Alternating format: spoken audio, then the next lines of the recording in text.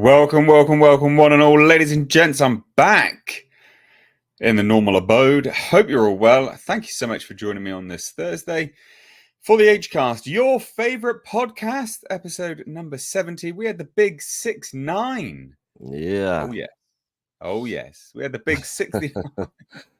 We had that one last Tuesday just gone. Sorry, ladies and gents. My brain's still a bit mush. We've got a fantastic show for you today. You read from the title. Some stuff which not many people are going to like us talking about, I'm sure. I mean, the They Live reboot, not great. Sad times. But there's a whole lot of stuff we've got to cover today. Ahsoka finale came and went like a fart in the wind.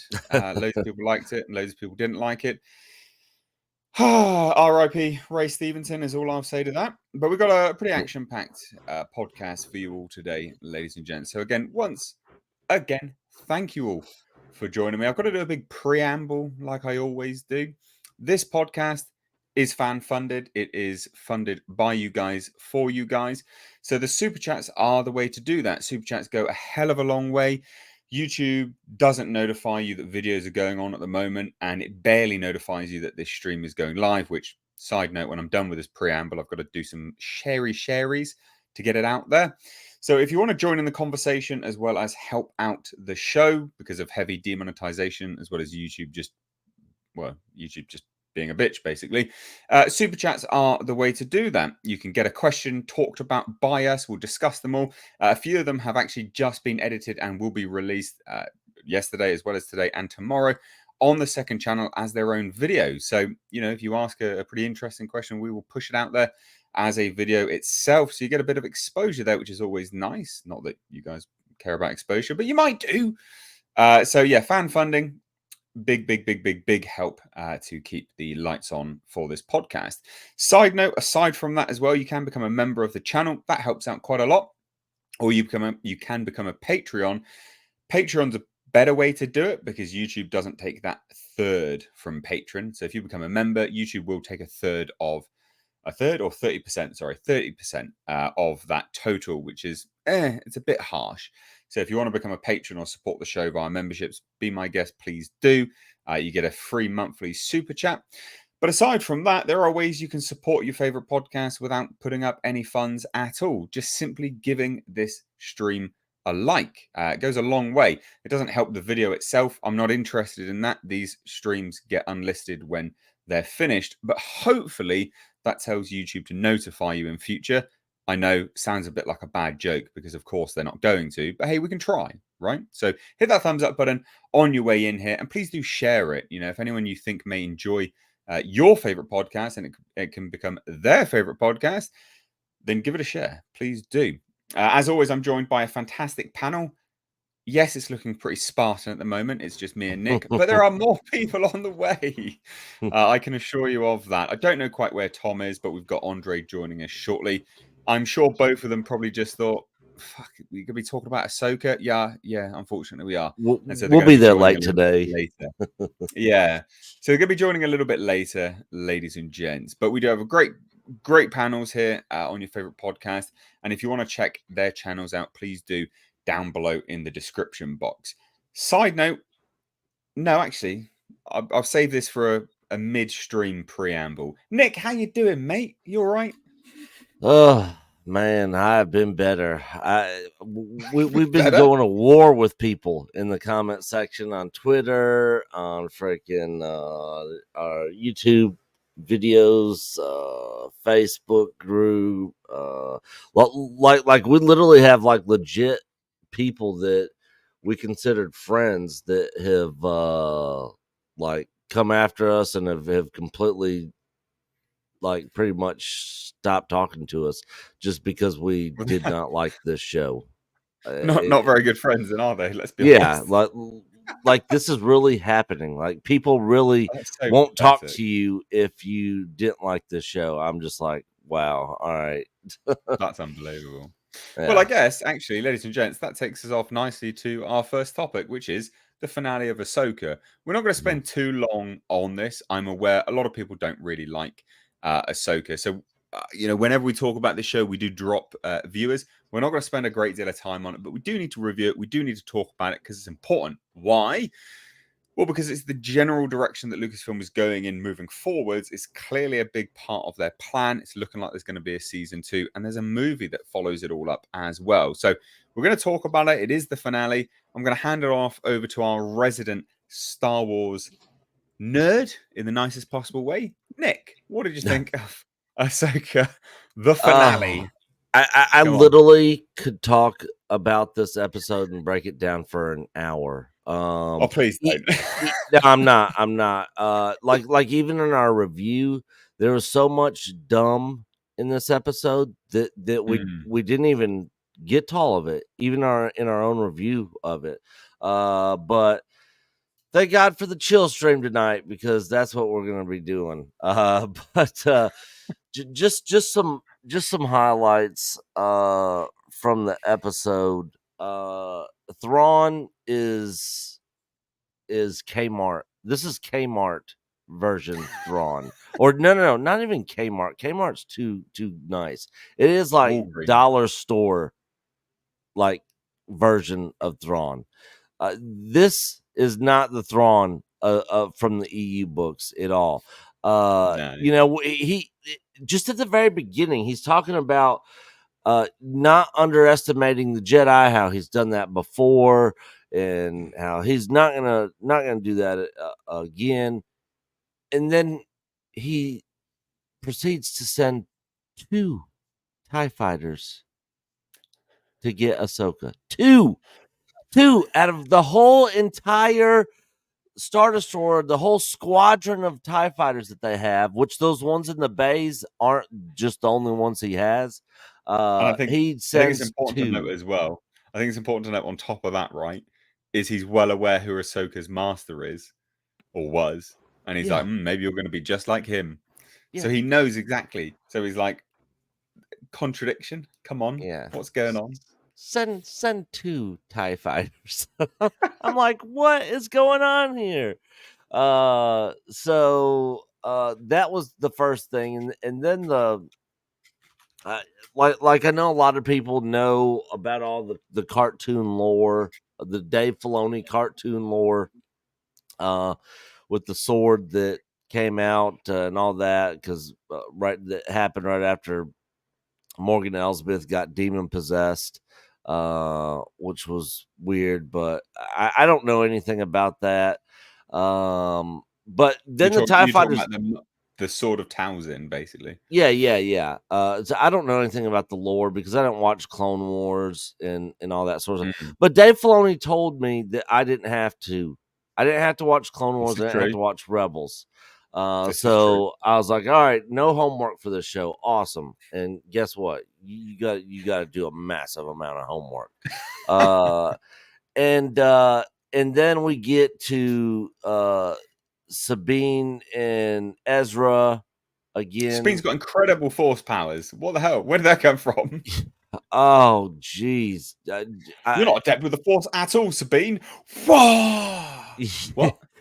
Oh, What's going on? Yeah, just wait till I get to that part of it. Oh, that was so bad.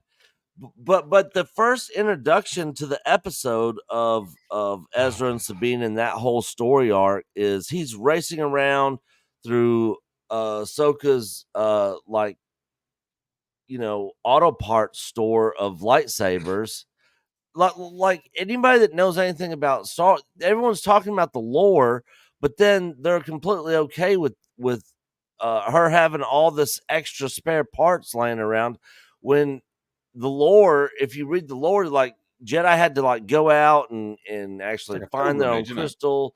It was like a journey they had to go on to Yes, it's a build this genuine lightsaber. pilgrimage. It's almost like a Yeah. religious pilgrimage to get your own lightsaber.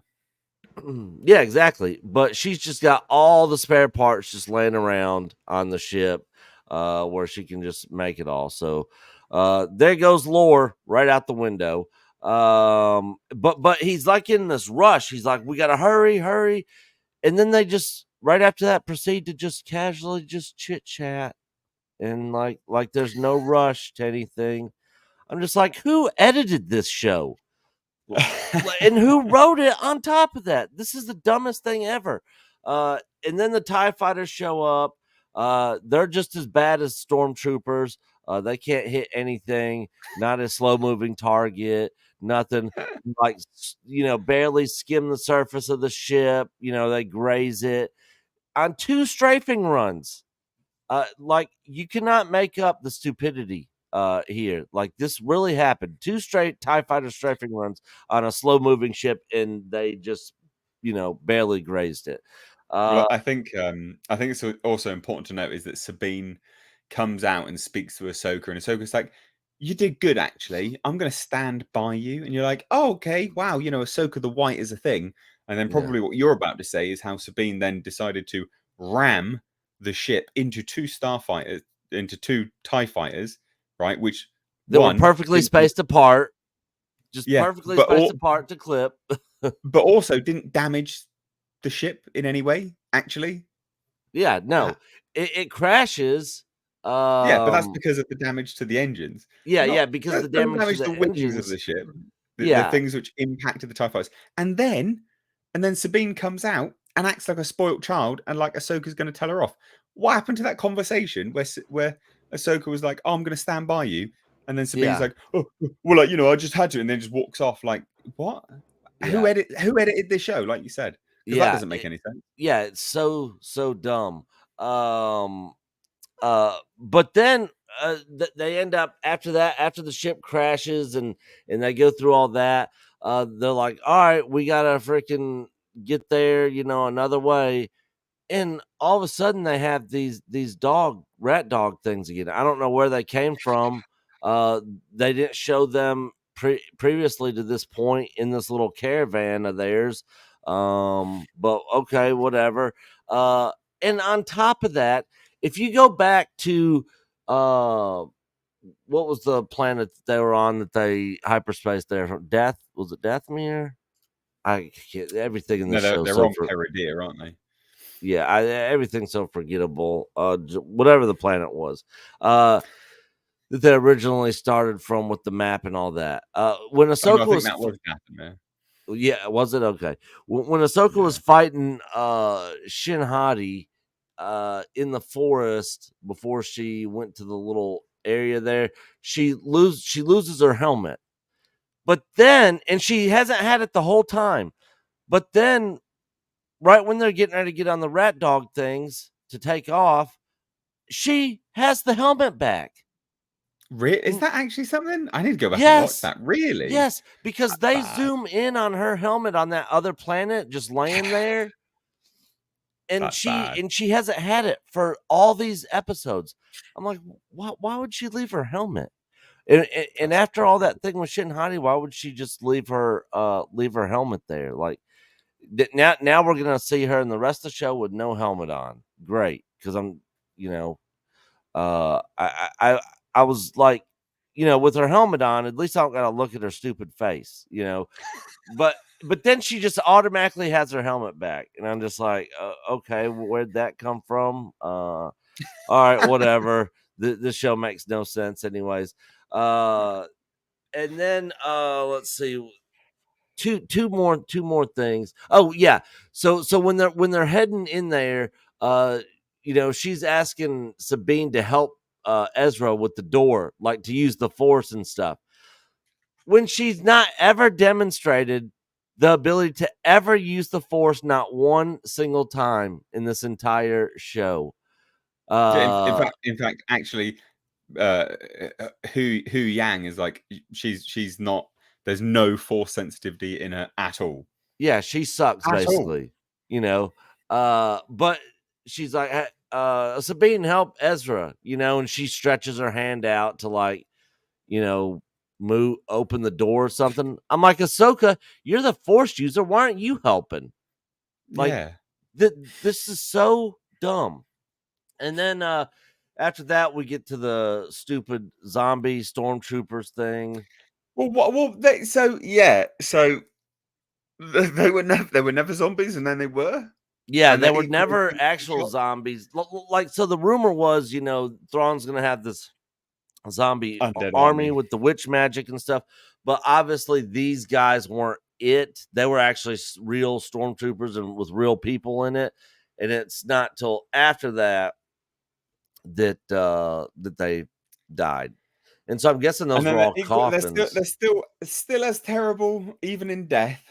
Yeah, With they still killing can't people and shoot, things. but they're just even more slow. You know, like as soon as that scene was going on, I was like, oh, we have zombies in Star Wars now. I Uh, know. And they got green glowing eyes. yeah, and I know they did it in the comics, but that's just like spin-off one-off things, in the comics. Yeah. I never really took that as anything for real, and but oh god, the show. So after that, we get to them sitting there. They go into the building and Morgan Elsbeth is there. All three of them are there. And she's just like, "You guys go stop Thrawn," and Morgan just lets them go. She's there to stop them from getting to Yeah. Thrawn. She lets two Go go around me. Don't just you to worry fight about it. one. Just to fight one. I'm like, all right, something else that doesn't make sense. Well, Hu Yang, he gets that ship fixed up really quick because and it has like no damage to it whatsoever. I guess all it took was some wiring in the cockpit because that's all we ever see.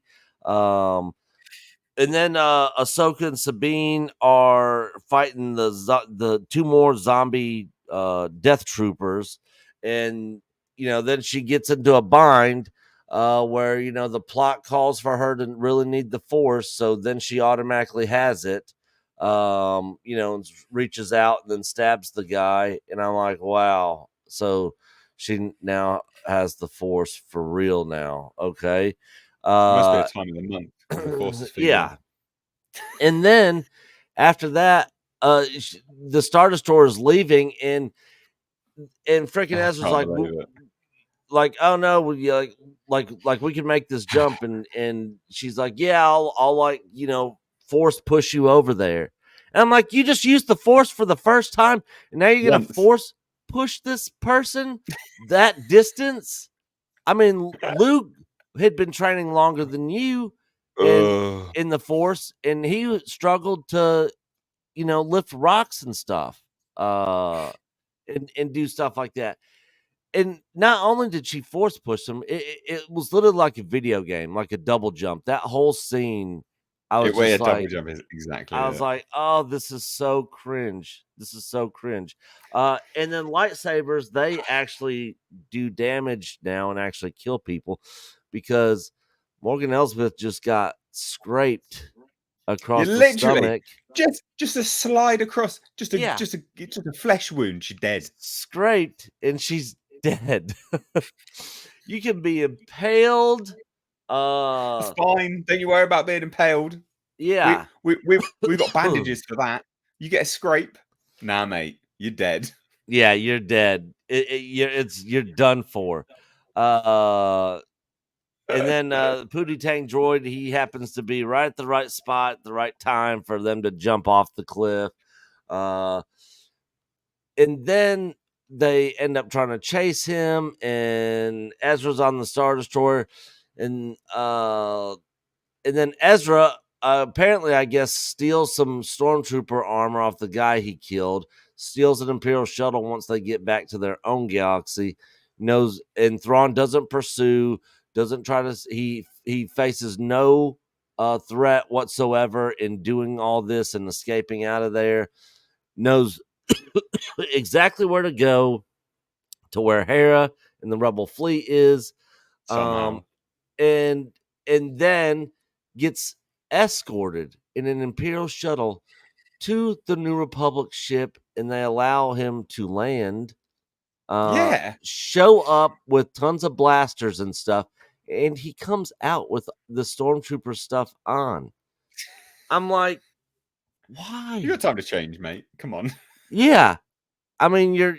in hyper, just take the helmet off at least. Like, come I out, think, hey guys, like, yeah, it's me, Ezra. I've got to cut back briefly on your review a little bit. So when Hu Yang, the droid, knows Mhm, where to well, fixes the ship and knows to pick Ahsoka and Sabine up, right, just at the right time. mhm. It's also not just at the right time, and this is when you know that it's written in a really dumb way, as if the characters know they're being watched, because Sabine and Ahsoka jump off, the top of the fortress. Pootie Tang droid comes up, and they're standing on the ship now, but they're standing there whilst the stormtroopers just keep shooting at the ship. You just Yeah, fixed it, mate. You know, it's just going to blow up again. Oh no, apparently it doesn't matter. Apparently blasters don't do anything. yeah, Like, make your goddamn mind up. And that's that, yeah, cool. It's a cool shot, but you wouldn't do that in reality. You'd go, oh, yeah, they jump off and then they just fly off like that. You wouldn't rise up. There's no need to rise up. Why would you do that? yeah. Anyway, Oh, sorry, this I would had to be say such that. a cool shot if it just we see it rising up and them on it. Yeah.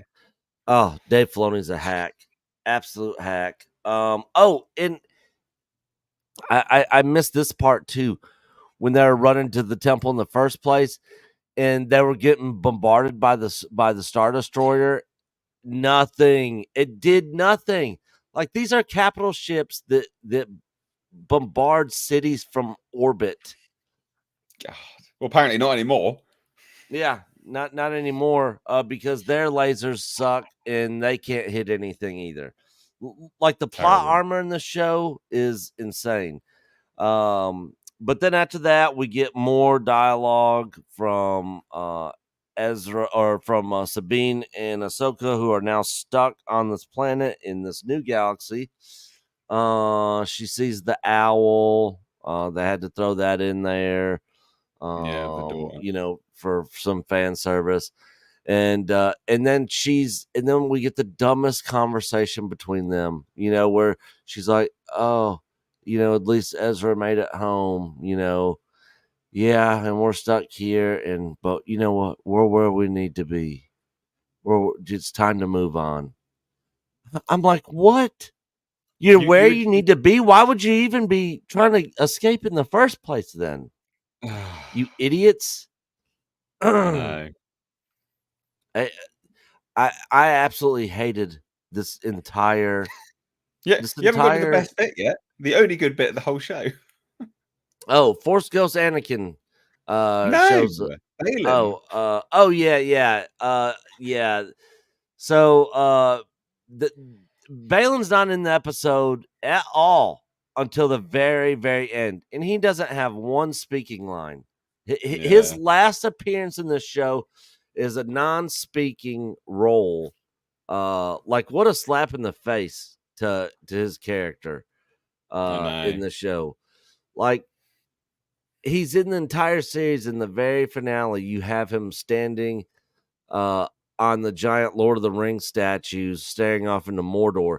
And people have been saying, oh, so anytime there's a giant statue, you're just gonna have to you're gonna say it's ripped off from Lord of the Rings. I'm like, no, it's the giant statue that looks very similar in appearance. It's poses the exact same, and look, and it's sitting there. It looks like the exact same thing from Lord of the Rings. It's Yeah, it not does. because it's just a giant statue; it's the whole look of it. Um, Yeah, and then Shin Hati, she shows up with the bandits, holds her lightsaber up, like, hey, like, I guess she's gonna be their ruler now. She's gonna rule the desert bandits. so bizarre. We removed all mentions of Star Wars from our channel after that episode. We are done. We're going to do a breakdown and talk about the direction of the channel after this week tonight, and I'm done. I can't keep doing the Disney Star Wars thing. This was like the final nail in the coffin for us. Like we'll hit on that on stuff when it's like hot news or something. Yeah. And then if people really want us to review the shows, we'll do it for our audience. But I just don't care anymore. I don't care anything about this, anything they're doing. I don't care to see Ahsoka season 2. I don't care to see the Dave Filoni movie. All these Dave Filoni male appendage suckers can just keep on having the Dave Filoni Star Wars, because I'm out. This was I just refuse to just put my head in the sand any longer with this and have any hope that we're gonna get anything good. After this, it's 100% done for I us. love it. I love it. So good. I got nothing else to say on it, to be fair. I think your review, I think, F is this very well show. with it. Let's move on. Star Wars is dead. Yeah, F this show. F Dave Filoni. Yeah, I'm done. The stupidity level, like it's literally through the roof from start to finish on this whole series, this whole episode. I'm done. If you guys didn't watch it, don't ever watch it. Just save your time. Don't watch it ever. There you go. Succinct review from Nick there. Sorry, ladies and gents, for subjecting you to all of that. We've had a few things to go over. We've obviously got nearly 400 people watching your favorite podcast. So please do hit that thumbs up button and just check out everyone's channel link down below. A few things to go over. We are funded by you guys for you guys. This podcast is heavily demonetized. Obviously, it's fan funded. So that comes in the form of super chats, memberships on the channel, as well as Patreon. All of that's linked down below. Super chats, you've just got to find that yourself. I think it's like a $sign. I actually don't know how it works, to be fair. But super chats are the way to go. And what we do is we read them out at the end of each section. So we've got some super chats that have come in. So we're going to take some time now between topics just to go over some of these. So thank you so much in advance to everyone that does send in super chats and joins in the conversation. You have a captive audience here ready to discuss your topic. It can be about anything you want, any comment or question you want to drop in here via the super chat function. So Israel R for $5 says, hello to my favorite podcast, No More Ahsoka. Yeah, They Live is a classic and prophetic movie that needs to be left alone, and they know it. We will get to that, good sir. So I'm not going to get too much into that as a super chat right now, but we will get to that, I'm sure. Well, we will. It's a topic. Because They Live is being rebooted. Anyway, D for 50 Australian dollars says, if the people that did Andor did Ahsoka, do you think it would have been a better show? I think it would have been. My take on Ahsoka, live action Rebels does not work. Thoughts? Because I've not watched Rebels.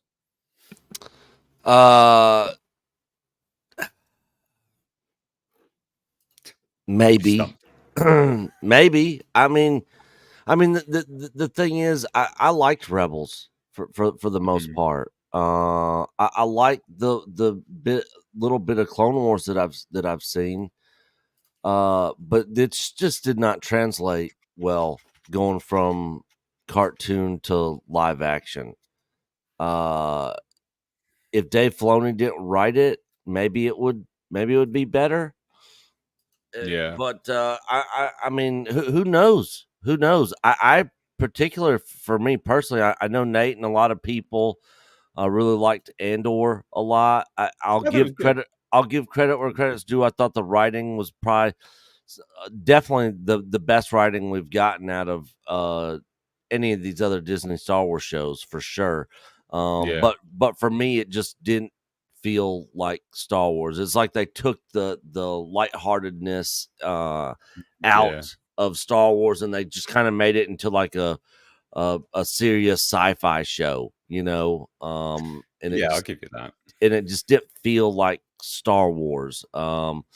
But yeah, the exact same show without Star Wars, and you call it something else, I'd probably would have actually really enjoyed the show. Mm. But yeah, who knows? Who knows? I think I'm I just think from my perspective, like I don't know anything about Rebels. I don't care about it. I'm not a Star Wars fan particularly. I like bits and pieces, but yeah. you know, the question, I guess, if the people that did Andor did Ahsoka, do you think it would have worked? Or would have been a better show? I think undoubtedly it would have been a better show, because if they're sticking to the confines of the show itself being, a very mysterious element with the Force, etc., but you have the sensibilities of Andor, i.e. the seriousness, I think you'd end up with something actually which could be quite decent, actually, at that level. What do you think? Yeah. No, I agree for sure. At least It there's no could, glaring plot holes. yeah, it couldn't have been worse than what we just got for sure. I mean, you can only go up from where this show is at. This is true. And after Mando season 2 with the return of Luke, I was on that hype train. I was looking forward to all these shows, but after that we got Book of Boba Fett, which was dumb. Kenobi, which broke canon and was also dumb. A lot of people, of course, like Andor. Um, I didn't very much. And then Mando season 3, which was also dumb. And then we get this show. It's just like, Mm, okay, enough is enough. Enough is yeah. enough with Star Wars Disney. Just sell it. Just stop making it. I literally could not care to see anything Disney Star Wars ever again. They could literally say, "We're not making any more Star Wars. We're done," and I would throw a party and cheer. I will always love George Lucas Star Wars. I will always love the original movies. I'll still watch them. Mm, We'll still talk about it on our channel, like the OG stuff, the stuff that we really yeah. like. But good God, man, bashing on Star Wars all the time. It's just like, It's oh, tiring. It's yeah, tiring. very much so. Yeah. Oh, Well, there you go, D, my dude. I think that answers your question. We're going to get us some more super chats in a minute. I'm going to bring another guest on, another member of today's panel, to do a special rundown of some Disney stock. He's well placed to talk about that. But I just want to take a moment, real quick, whilst I have a small captive audience. 427 of you. Thank you so much for tuning in. I posted this on my Twitter as well as the community tab on YouTube. And I'm just going to ask now to everyone, because I think it's important to get a general rundown. So please do respond. Everyone that is watching this, if you can, I'd love to hear some feedback. I've been trying to figure out what to do with merchandise here on the channel. I've had a Teespring store for some time, some very, very cool designs. Some people may remember the Clown World design in yeah. various formats. Some people may remember Space Jeebus design or Space Jasper design, or one which no one has seen before, Lucky Jasper. So I've got a whole range of designs that people have seen and people haven't seen. And what I'm thinking of doing to bring it in-house and keep the cost down is to produce sticker packs of all of these designs. Stickers aren't for everyone, but if you would be interested in that, before I go and obviously invest in some materials to do this, let me know if you would. Obviously, it'll be through my own website. I'll be sending it off myself. Would you be interested in these designs? Clown World, that can go anywhere, ladies and gents. Let me know. I'd love to hear it. Don't get much feedback or engagement when it comes to Twitter as well as the community tab. So because I have you all here, please let me know yes to stickers, no to stickers. Please do write it down in the chat right now, because I'd love to hear it. And ultimately, if it's something you'd like, then it lets me provide you with stuff that you want. Because the problem is with Teespring, with t-shirts, is it's too expensive now. I've had a store for ages and I don't promote it because it's too expensive. Their margins that they set means that I am about to remove the store entirely. There's just no point in running it, if that makes sense. So let me know. I'd love to hear it. There's no right or wrong. If you guys want it, you want it. And I can sort of, well, actually, I'll do a poll in a minute. I'll do a poll. Poll it. You guys can let Poll me know it. via a poll. Hey? Yep. What'd you say, Nick? I said poll it. Yeah, poll. Right, we've got two individuals we're going to bring on now. We've got Andre and we've got Mexican Iron Man. How you doing? Hey. Hey, greetings, everyone. How's it going? Good. Not too bad. Not too bad. We're done with Ahsoka now, so. I saw it was just the two of you. Yeah, I saw Ahsoka as well. Oh, did you? I didn't know that. Yeah. No, I've seen every episode. What were you saying, Mike? I said I saw it was just the two of you, and I'm officially Tom's backup guy. So, okay. and I'm kind of on a Tom lunch plug it break. off. He I'm won't do kind it. of on a lunch break here on the West Coast for about 30, 40 more minutes. So I said, let's talk some Disney woes since you guys are talking Ahsoka, because the stock price set a record yesterday, a recent record. Well, It did, yeah. And quite a record it was. I was like thinking all day, oh, dang it, Bob. well, ladies and gents, just to shuffle on, I guess, to our next topic here. Mexican Iron Man is a shareholder, a stockholder when it comes to Disney. Knows his sort of business mind here and there, and follows Disney's stock price quite diligently. And Mexican Iron Man is going to give us a rundown on the shit show that is Disney stock. So over to you, Mexican Iron Man. Well, thank you. The stock's currently hovering a little bit above $80 a share, and while it looks like it's making a bit of a comeback this morning, $80 is not significant. What's most significant is that yesterday around 2:30 Eastern time, 11:30 U.S. Pacific time, the stock price dropped to 79.42. The last time it dropped to that price point was February 7th of 2014, when it was February 7th, 2014. And if you adjust for inflation, even at today's $80 a share, the stock is just being pummeled. And we've got to keep in mind, Nate and crowd in the live chat, that we're literally 34 days away from the next earnings call. And that should be fun. Fascinating enough, though, is that right when this was happening at 1:00 Pacific, 4:00 Eastern, right as the markets were setting to close, an announcement was made from Disney headquarters that Disney's going to offer discounts on children's tickets at all the theme parks, Nate. So that's going to fix everything. It's Disney is saved. It is saved. So just get discounts. Just devalue your service. So if you want to bring your little, if you want to bring the little kiddos to any of the parks, you'll be able to do that now. And the goal here and the announcement is that by doing this, Disney thinks that it's going to bring back attendance levels to pre-COVID levels. Pre-COVID levels, ladies and gentlemen. With discounts, some steep discounts. All right. Right. And so, I mean, this stock, I mean, when Bob Chapek was ousted, I think it was at 109 or 110 a share under Bob Iger's leadership, or lack thereof.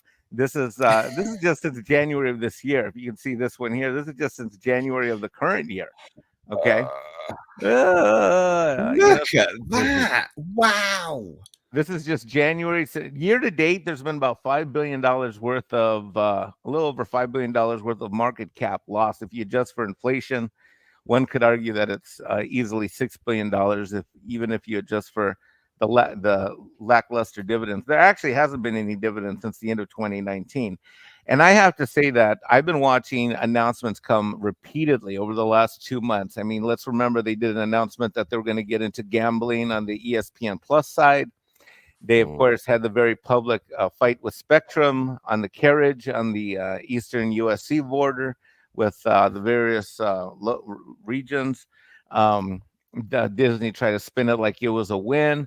They've been doing a lot of advertising, which I'm sure those that are in the Commonwealth and not in the U.S. may not have seen, but on a lot of U.S. Major League Baseball, U.S. football broadcasts, they've been advertising Disney Plus bundle to be the new thing of Hulu, ESPN Plus, and Disney Plus, and they're calling it deliberately Disney Plus. They're calling it the Disney Plus bundle. But that being said, it looks like Wall Street is not reacting very favorably to this announcement. And I think what's going to happen as we look up to the next earnings call, which I will do everything I can. I'll be done with tax season. I'll be back in South Carolina. So whatever show you do Tuesday or Thursday after that earnings call, I will be more than happy to be there because I will be reading it. I am a stockholder. I am upside down on some of my positions. Some of them I've had for a long time.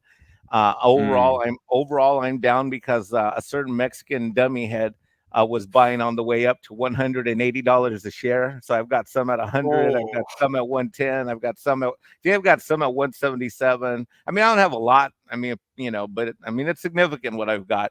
But at this point, Nate, I'll tell Can I you, say a word of comfort to Yeah. this Mexican dummy? yes, Buy on trend. So the Mexican did nothing wrong. This was sound investment advice, but it doesn't always pan out because you never Yeah, know well. when the trend turns. Well, Mr. An aforementioned anonymous Mexican dummy head is now dollar cost averaging his butt all the way down right now. So DCA, just keep DCAing, Mike. dollar cost averaging his butt left and right. But frankly, look, I'm hard on this company, Nate and team, but I want this company saved. You know, when Disney Plus was Yeah, we all want originally, it to do well. I They mean, made good films once. Nate, when Disney Plus was originally like launched, I had this idea in my head when I first subscribed. This is no joke. Okay, I've said it on multiple channels that I've been on. I was thinking it'd be grandma, me, my sister, my 10-year-old, and we'd be watching things like Snow White, you know, all these classic things, maybe some reruns of some Little Mermaids, maybe even some new good things. But it's just turned out to be, as you guys have aptly covered in your Ahsoka thing, whether it's Star Wars, Marvel, or anything else, it's just a bunch of woke garbage. It's a bunch of trash. And they seem to not give a crap about any of their legacy properties that once made this company great.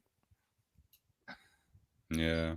So where do you see things going? Because, you know, being someone that's invested, albeit, you know, Well, maybe not the great as advice someone to, with not an insignificant number of shares, I can say this is that I think this is actually, if you get into the financials, I think the worst is yet to come in a do couple you of really? regards. Okay. I do, and I'm going to tell you this because number one, well, there's a glimmer of light or hope, and then there's I think two major icebergs on the ship.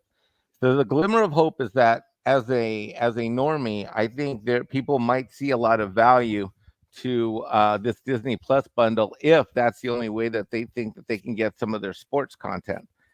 Yeah, you know, in terms of the sports licenses that ESPN controls. The two so I think that could be a way to sail out of these streaming waters potentially. But I Yeah. think there's a couple of icebergs. One iceberg is that when Universal opens in Orlando, which I got to tell you, I drove through there recently because I'm in South Carolina and I was in Orlando for vacation with my kid. When they are moving fast to build this Universal Nintendo World, I mean, they are moving fast. And the last time I saw a local news report, they said they might be done by March of 2025. I mean, that's Oh, a hop. wow. Yeah, that's a hop, skip, and a jump. If they can complete. Yeah, if they can complete I don't know if they'll be open by then, but if they can complete all their major construction and just have peripheral stuff like parking lots and, you know, that kind of stuff, that happens fast. So I can say that's one major iceberg because I think when that opens, they're going to have a world of hurt. They're obviously already hurting because no one offers a discount on something that is selling, that there's, you know, it's market demand, right? If there's demand, you don't want to discount the price of your supply. So I think one major iceberg is the opening of Universal, and then they'll have some real competition for their cash cow. The second iceberg, I think, to come is the reaction by the public on some of their increases in streaming. I think people are getting super price sensitive about realizing that if I subscribe to this streaming service, that streaming, like next thing you know, like you could literally a couple years ago, Nate, you know, your cable licenses in the US, you could probably have everything under the sun for maybe 120 to 160 bucks. But at the prices of 5, 6, 7 of these streaming services, if you want to watch them without ads, you're well over that price point. And people, I think, are getting sick of it, and I think they're getting tired of paying for things that they don't always see a lot of value in. Yeah, I'd absolutely agree with that. I think, you know, you sort of you're diverging people's income streams and you're making them choose different streaming platforms. People are sick of it anyway. I mean, Legendary, I think, is literally just Lionsgate has opened their own bloody streaming platform now. It's fucking just everyone's got a streaming platform. It's too much. It's too much.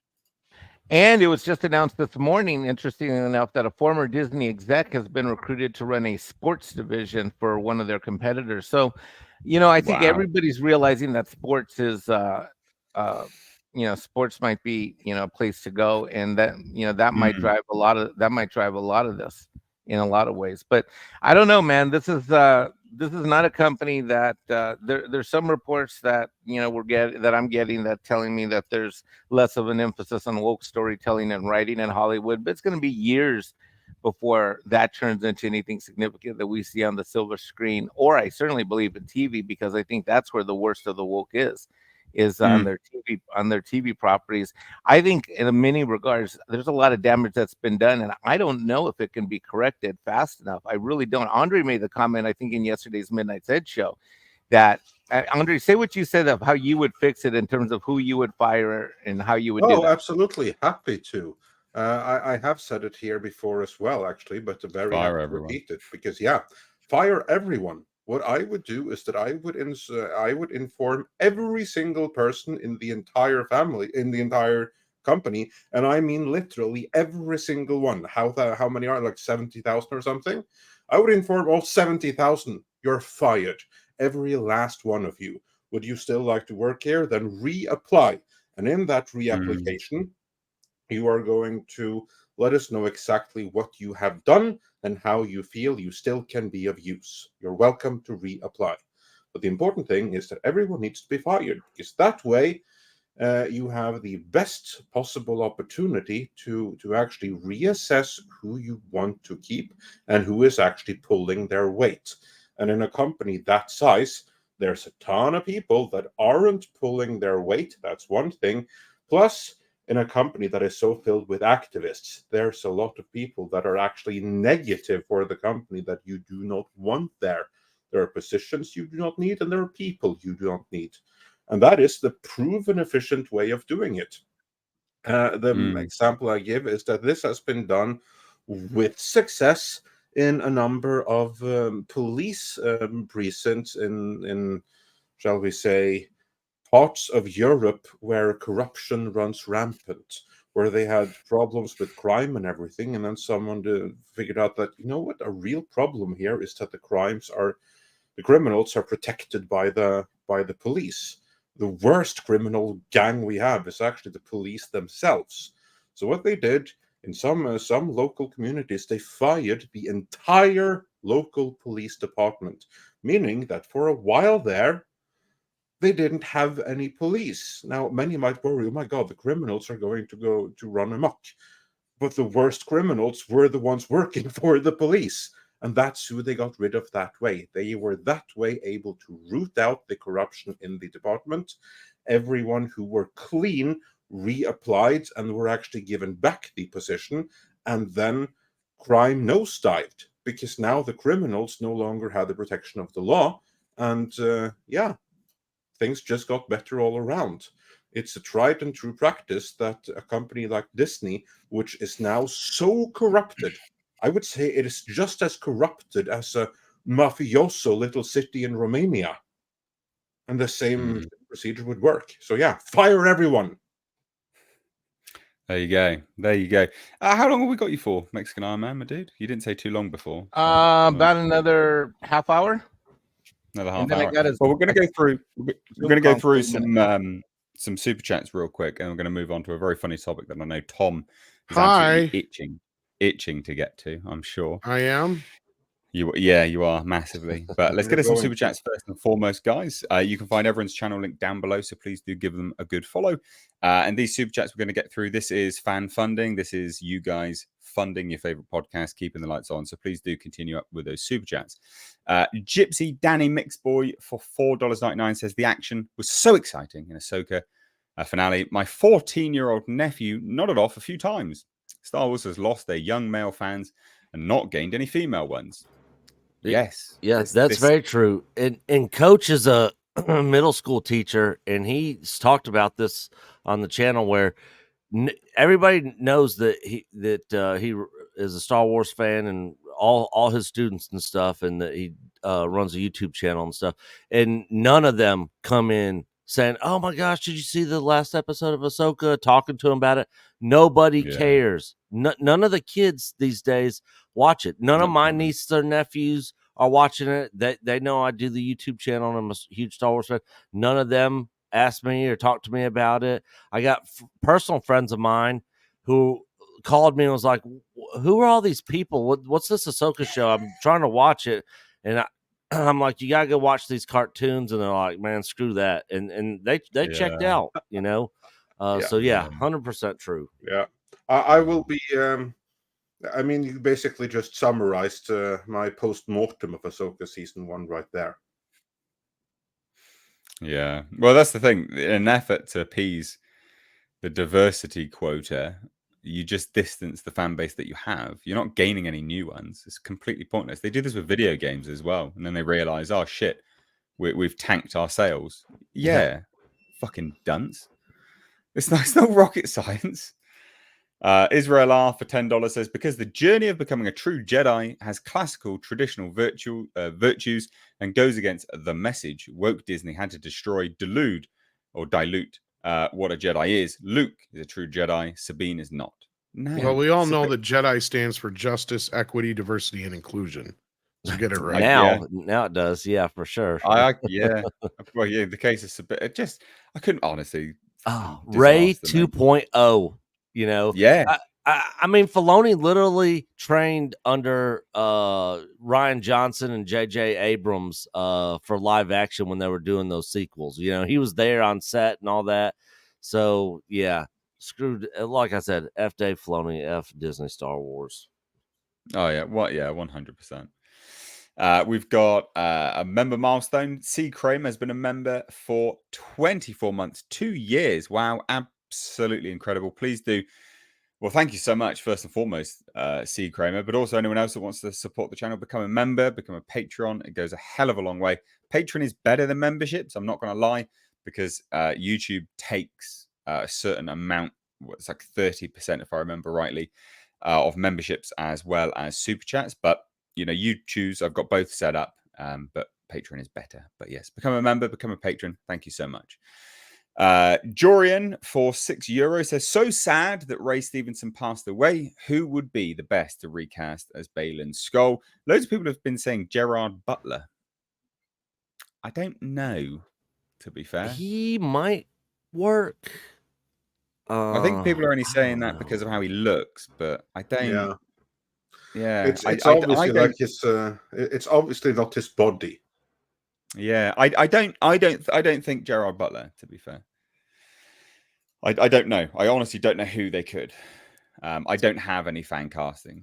Well, the one he has been who has recast him once so far is Dominic Purcell. Remember that guy in Prison Break, and who incredibly was in the running to play Dr. Banner, as in the human counterpart of the Incredible Hulk, before they cast Eric Bana for the 2003 movie. I was ridiculous, but he was actually running for a time there.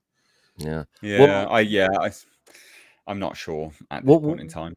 What I thought that they should do that I think would work is if they, at the beginning of the second season, if there is one, or Dave's movie, they have some exposition at the beginning talking about what's been going on, and you know, this fight with Baylan and stuff, and basically how he's like now gone like full dark side, or he got messed up in a fight and like has to wear a suit, and basically it's the same character, but he's almost like he's got like a helmet, like, you know, Vader or what's his face from the Kylo Ren, you know, something like that, where his voice is different and you can't see his face, you know, he's in another costume, you know, that could work also. That could work. Yeah, and then you wouldn't really have to rehire another actor. I mean, you just hire anybody just to be a body in a double, suit. basically. Yeah. I think it depends on how extensive a role they're planning for him. I don't think very extensive, but yeah, you are. Well, who knows at this? Who knows? Who knows what they might do? Drastic rewrites now, anyway. So honestly, who knows? Olaf Vanes for €6 says Disney Wars is George Lucas, Star Wars is Disney Wars is dead. George Lucas, Star Wars is immortal. As a classic original trilogy pre-PTEU, cherish these memories of games, books, and comics. Just not this shit. Yes. Thank you so much, Olaf, for being our resident moderator here, wrenching away in the chat. Do such a fantastic job. So massive shout out to you, my dude. The Sundowners Club for $25 drops in, says Nate, Nick, and Mexican Iron Man all together. Mexican Iron Man, he crossed the border just for this. That's worthy of a super chat. Thanks so much. Well, I guess really, I mean, in our man, so you just flew across. Really, that's what happened. Yeah. No wall's going to stop you, mate. You kidding? That's why I think it's funny. They're like, we got to build a wall. I'm like, you think Mexicans don't know how to dig? What are you, crazy? I keep saying the wall is a mistake. Just put up mirrors. Mirrors. Yeah, because then all they see is a bunch of people trying to get out.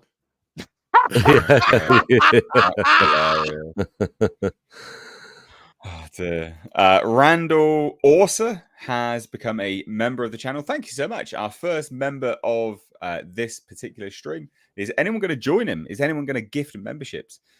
Please do, ladies and gents, support the show. Tom Working sent in a $2 super sticker. Sorry. Thank you so much, my dude. Do appreciate it, chap, and thank you for coming back week on, week out to these shows. This one is for you, actually. Mexican Iron Man, do you think that the Florida lawsuits will affect the stock? And this is from Black Saber. Take it away, Mikey. I got a few reactions to this. First of all, I think that that's already happening because and I think the evidence for that is pretty clear. If you look at the announcement that was made about, was it 14 days ago, that Disney they're in a federal lawsuit and they're in a state lawsuit. The complaint they filed in the federal lawsuit,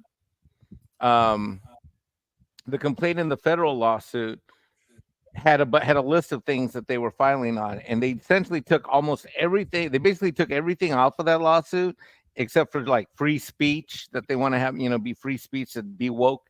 And they took those and put them in the state lawsuit because it was pretty clear that they were going to lose. They had the judge replaced and things were not looking good.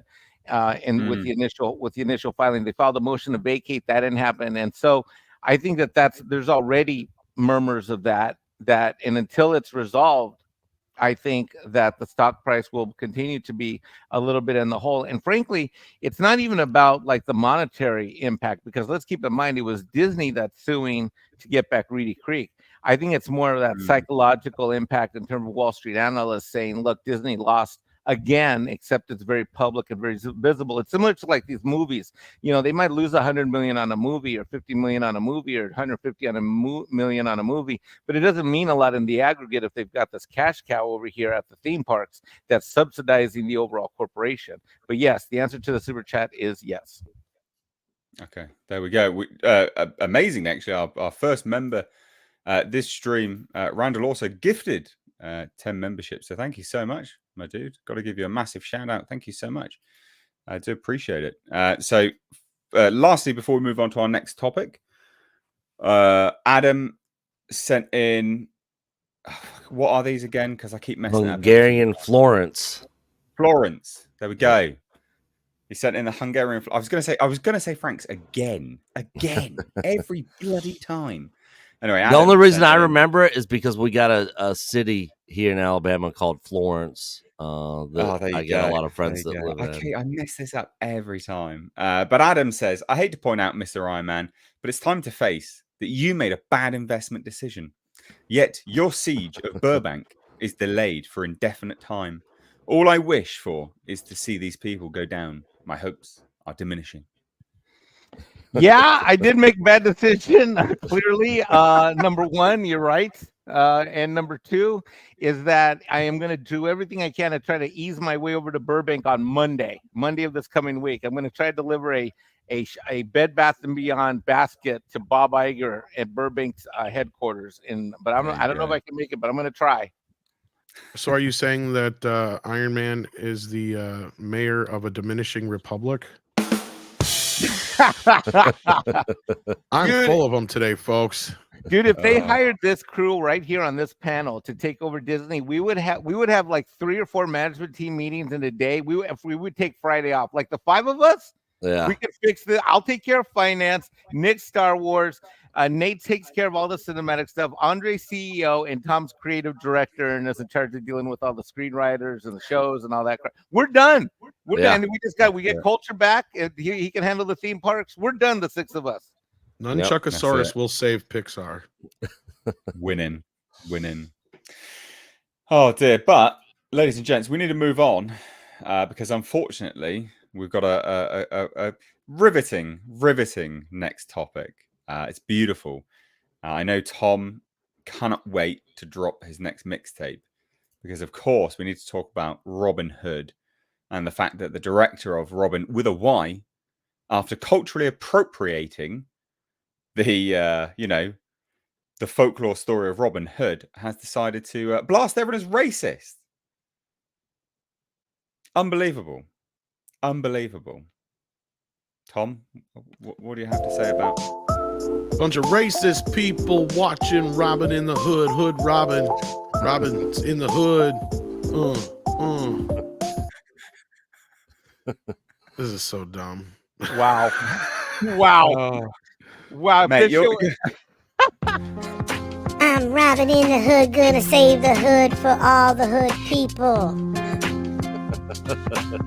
Bad guys are sheeple. Give me them monies. Wait, do I give it to the people? I think they just I've watched the show. I was gonna say I think that was the original plan, was that they just took it. Yeah, there's as per the trailer, there's no mention of them giving back. It's just steal from the rich. That's not what Robin Hood did. No, it's not. So basically, for those that don't know, and Tom did an epic mixtape, which is actually that was a little lame compared to my other ones, but I know they were brilliant. You were spitting flames before whatever the kids said. I don't fucking know. Anyway,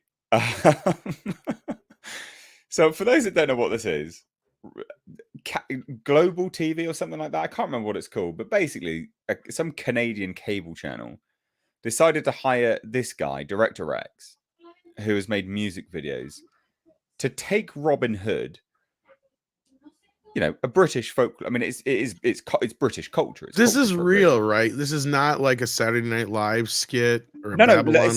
Because this has gotten to the point where it's so ridiculous. This cannot be real. No, it is honestly real. And so basically, they paid Director X to make this shitty series, and he's now calling everyone racist because it's got a 1.2 on IMDb.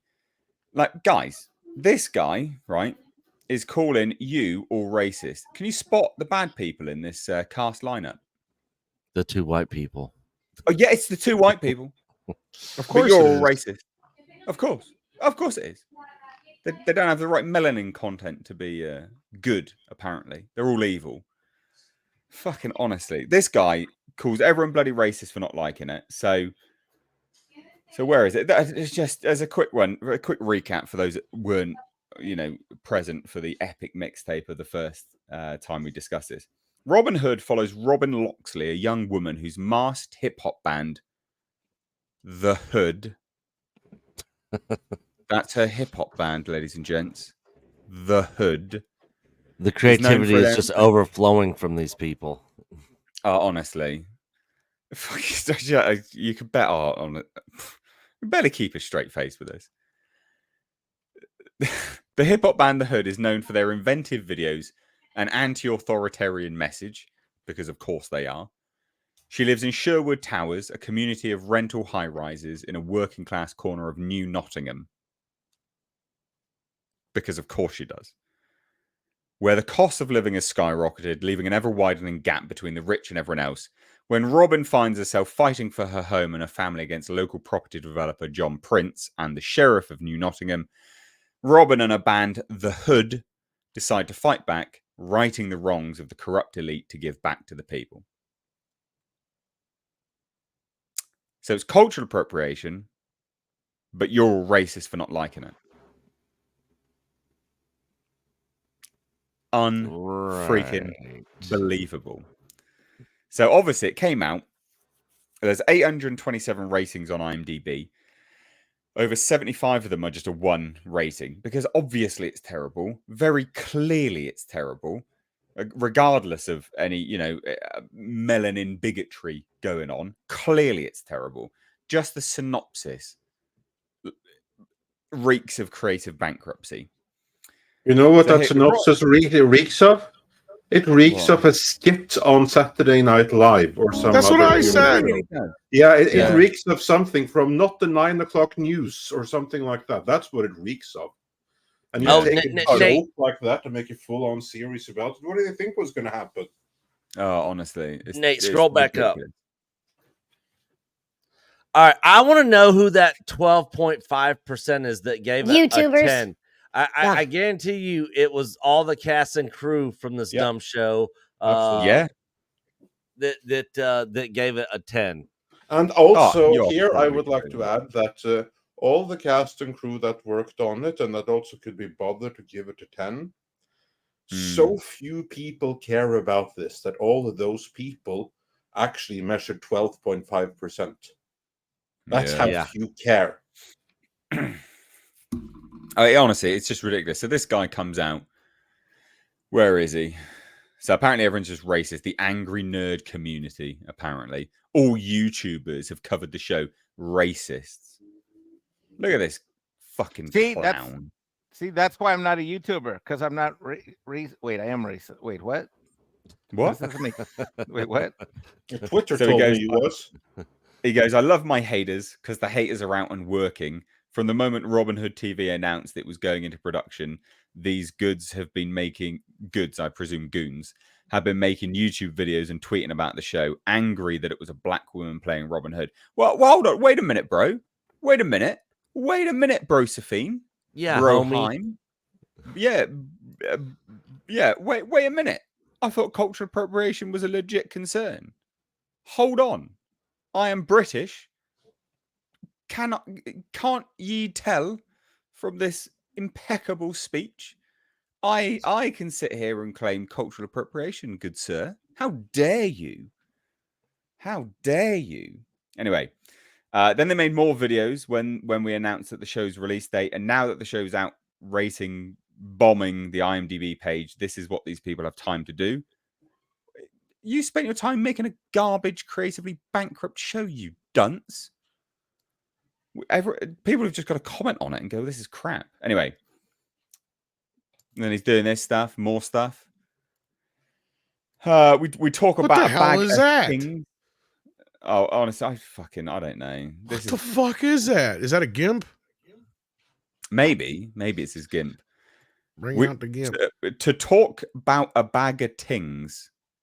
I thought you were Canadian. Are you Jamaican? Are you Canadian? What are you? Of course, we talk about Robin Hood, the racist goofs review bombing the show's IMDb page, and how someone came to be on the show. Interview drops, blah, blah, blah. It just, no one wants to watch your bag of shit show, mate. No one. No one's interested in it. Anyway, thoughts? Because apparently you're all racist. There was only 600 and something people that gave it a 1, just like Andre pointed out. It's not that many people, dude. I mean, if you scroll back down, Nate, to his Instagram post or whatever it was on there, he had just about, look, 2,867 likes. Those people didn't even take the time to watch or look into your own crap show and go vote on it.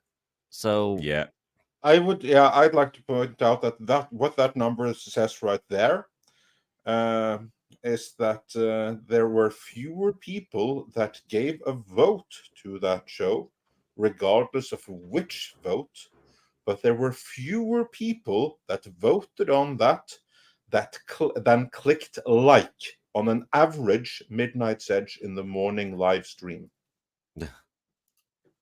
Yeah.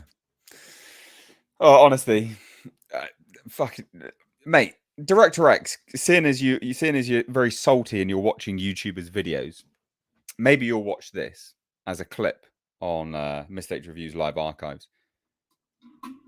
Andre and Nick both point out a very pertinent point here, is that you're either buying likes on your Instagram or the people that follow you on Instagram don't like your bag of shit show.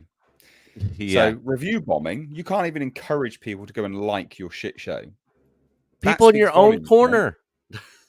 Yeah, it's the people that literally follow you, again, unless you're buying likes, they will not even support you. So maybe, just maybe, the question should be, have I made something shit? Not everyone's racist. How about that, chap? Yeah. Is it even I'm a possibility, pretty sure. bro? Pretty sure everybody's racist. Well, white folks is bad and they got all the cash, so I'm gonna take it all in a motherfucking dash, but I'm gonna give it to the truly needy. Of course, that means the miraculous me. I'm Robin Hood, robbing white folks good. I take all the money and I'm such a hot honey. Yeah, yeah. I fight for the rights of the working class. I go and kick lots of white folk ass. I don't give the money that I steal, but Robin Hood's gotta eat. That shit's real. I need a meal. Yeah. A happy meal. I'm Robin Hood, robbing white folk good. Taking all the money and I'm such a hot honey.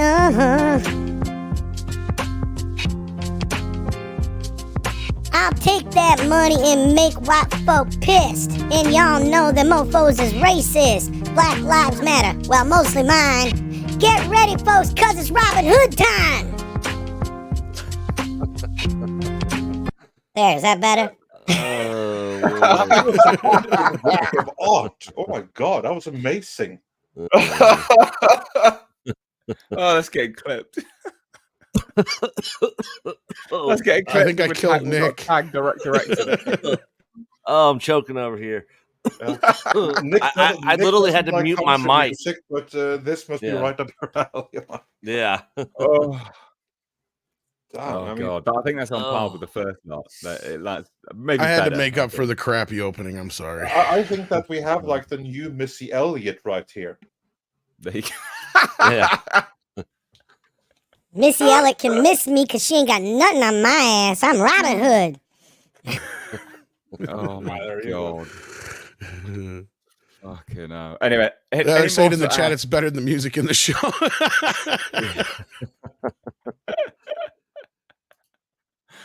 I wrote that in 5 minutes. I was getting ready to say, well, we were sitting here talking. Yeah, I just wrote it. Did you just jot that down, Tom? Pretty much. MC Tom. Or MC Meat or something. Yeah. Bloody brilliant. Love I that. got a little bit of Lauryn Hill, the Fugees vibe with the beat and all that when he was doing that. Good stuff. Good stuff. I thought that was great. And anything more to add, ladies and gents, before we shuffle on? Because apparently we're just all too racist for this topic right now. Yeah. Oh dear, oh dear. Right, let's get us some more super chats, ladies and gents. So again, I say this every now and then, but this show is funded by you guys for you guys. Keep the super chats rolling in. Helps to support the show and keep the lights on. And consider becoming a member of the channel. It helps a lot, or supporting via Patreon. So Jorian for €6 says, sad to hear about Ray Stevenson. Which actor is best to play Balin Skull again? Did I cover this? I think I did, didn't I? Yeah, we did. But it could have been two very similar ones. But yeah, this was brought up. I think so. Yeah. Oh no, no. That he did that twice. I'm just scrolling up. He did that twice. Okay, so we covered that. Sorry. Maybe refund that one, Jorian. I don't want you to be charged twice for that, chap. Gary sent in £2. Says, why not call it robbing the hood? Well, I like it. They're so creatively bankrupt. They might as well, really, at that point, surely. I mean, that's so on the nose. The other naming conventions in this show, you'd think that they probably would have called it that. Oh, God. Miranda Sinistra sent in $25. Says, for the fire rap. I think that's more than what my single made. Oh, my God. So funny. You are so funny. You should just do, just piss take ones. Oh, I do have a bunch of funny raps on. Oh, we need to set up a Tom Connors. I actually have a single that's been out for like 2 years or 3 years now. We need to set one up for an Indiegogo just for you, Tom, for your album, your mixtape. I reckon it'd sell like hot. I mean, I have like a couple songs, like I said, but I've been writing for years. Spitting hot bars or whatever it is the kids say. I clearly don't know what I'm talking about. So no, it's all good. I usually only play them in just certain areas. I play them sometimes before the Sunday show. and on Mead Radio. Right. Well, ladies and gents, let's shuffle on now to a topic which is in the title. It wasn't clickbait. It is a thing. They Live reboot has been confirmed by John Carpenter's producer, wife. Yeah, good times. Thoughts initially before we dive into this? They Live reboot. Another reboot. I posted that. This is one of my, I guess you could consider somewhat viral. I wouldn't say viral, but I posted this news the other day, and my Twitter just kept going off about it because people were not happy about this. They were pissed. Yeah, well, and a lot of people are pointing out the because irony in this too. Yeah, exactly. They are going to reboot They Live. They in They Live are going to be rebooting They Live, and thus, I mean, it's interesting, isn't it? Like it's. Well, I came up with a new title, or at least I picked the winner. It's They Them Live. Oh, brilliant! Love it. Absolutely love it. Love it. I mean, look, let's dive into the news itself. So last week saw the news of a They Live reboot. And now John Carpenter's producer wife, Sandy King, has confirmed that it is actually happening. So obviously, it was like, rumored kind of ish. Now absolutely confirmed. And this is the surprising thing about this. Giant freaking Robot posted the news of it. Giant freaking Robot are normally garbage. That's well, the crazy. only reason I posted it is because Screen Rant backed them up, I guess, but they were still using them as a source. But if Screen Rant is posting it, that gives it a little bit more legitimacy, kind of thing. And also, they're very hit and miss because sometimes they're dead on. Most of the time, not so much. But they are dead on enough that they shouldn't be discarded completely. Yeah, true. Well, apparently, comicbook.com asked Sandy King about it, and King just replied when asked if such a story would be possible today. That's a little like watching CNN now, isn't it? I think that if you stay tuned, you might actually see something before too long. So when asked if the new movie could mean a new chapter in the narrative, could actually be coming, King teased, there might be. So Sandy King produced and was involved with the scripts of Carpenter's movies, including The First They Live, Prince of Darkness, Big Trouble in Little China, and lots more, and is the founder of both Storm King Productions and Storm King Comics. So, I mean... Is it confirmation? Stay tuned. Close to might it, see something. It's certainly a confirmation that it's in development. Yeah. So what do we think? I mean, Tom, do you want to take? I'm not surprised. I mean, that's the thing. John Carpenter is not somebody who's going to say no to a remake. In fact, I don't think he has. Even though his name is over these titles, I don't know if he has that much control over them. So if it earns them some money, that's what he says. Basically, he goes, well, every time they announce one of these remakes, I put my hand out and they put a check in it, and then I go home and I smoke some dope and I watch a movie in my theater because he's got his own home screening room. So he doesn't give a shit. At the end of the day, I mean, he'll flat out tell you he doesn't like them or he never even watched them. Most of the time, is what he'll say. So Well, Giant Freaking Robot called it "They Live: The Conspiracy Unveiled." I doubt at this point it's even got a title, so that's probably where they are just pulling it out of their ass. And it will have a more contemporary feel. What does that mean? Modern days, obviously, I'd imagine. That's an obvious statement to say the least. So ridiculous. Well, the early rumblings about this were supposed to be a sequel, if I remember right. So I don't know if it still is the case or not. But well, he says that they say apparently that Matt Reeves will be directing it and Andy Serkis will be the starring role, which I doubt. Quite frankly, but maybe, but I doubt it because Matt Reeves is doing. See, that's the thing. That's the part where I got questionable on the whole thing because Matt Reeves actually talked about it and he made it sound like it was in the past tense, like he was going to make it and then moved on. But that doesn't mean that the project wasn't still in development. And I think that's where the story originated from. Because if I remember, traced it back to an interview with him where he was talking about working on it, but he then moved on to another project, if I remember right. So honestly, I don't think he's still part of it. No, I highly doubt it, especially with all of his sort of first look deal, I guess, with Warner Brothers if they re-up it at this point in time. I can't remember if they have. Yeah, this would be through Universal, I'd imagine, because I think they own the rights. Yeah. I mean, this is a terrible idea. I'm just I think this is an awful idea, quite frankly. I think they don't see the irony in it, right? Like that's the bigger problem here. And we talked a little bit about this the other day, Andre and I did on the morning show, and frankly, it's like, it's odd how the movie at the time it came out was a comment on Reagan's 1980s America, right? And how things have completely flipped on their heads now. And you could almost put the original film to a completely different political lens now. The problem is they won't see it the way they should.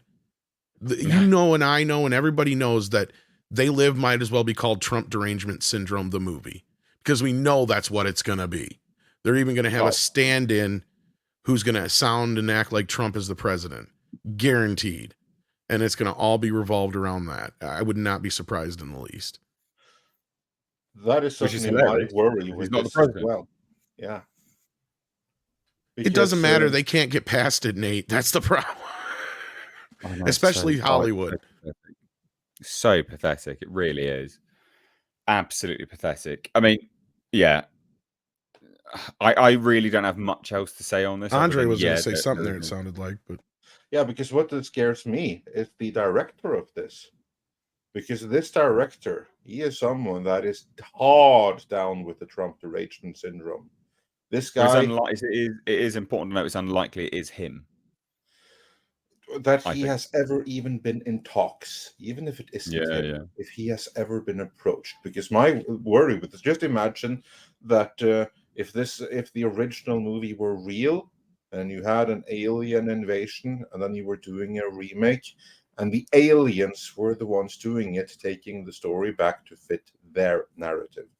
That's exactly what I'm afraid is going to happen here. It's not going to be the obvious thing that it should be. It's going to be flipped completely on its head, where basically it's going to be, used sunglasses to see all of the horrible insurrectionist January 6th MAGA supporters among us. That is the direction they would be going, and that Matt Reeves, even if he isn't doing it, that he was ever approached, suggests that is the direction that he's going, because again he's deep down that Trump derangement syndrome route. Yeah, and we didn't get into that part of the conversation the other day, Andre, but I do agree, like, the actual better approach to this movie, because to actually make it a sequel and make it make sense, would be had they all thought that they had eliminated the threat, but they just simply flipped it on its lid, right? Like I always say, for years we always griped about the man, and then they got smart and they put white in front of the man, so we all just argued with each other instead of concentrating on what they were doing. If you basically made that the movie, that would be interesting to see, right? Just see how they kind of topsy-turvied everything on itself and turned us against each other as people, as opposed to, putting them, on the spigot or whatever you want to call it. Because that's kind of the whole point of the movie, is like in the original film, all the people in control, all the people with all the wealth were the aliens, and all the working class and the pleb were the people, right? So you still got to keep that dynamic. Well, how did they got that dynamic now? Well, it's completely flipped on its head from what it was in the 80s in a way. So you almost got to play that in there to where it's like they convinced us that they were gone, right?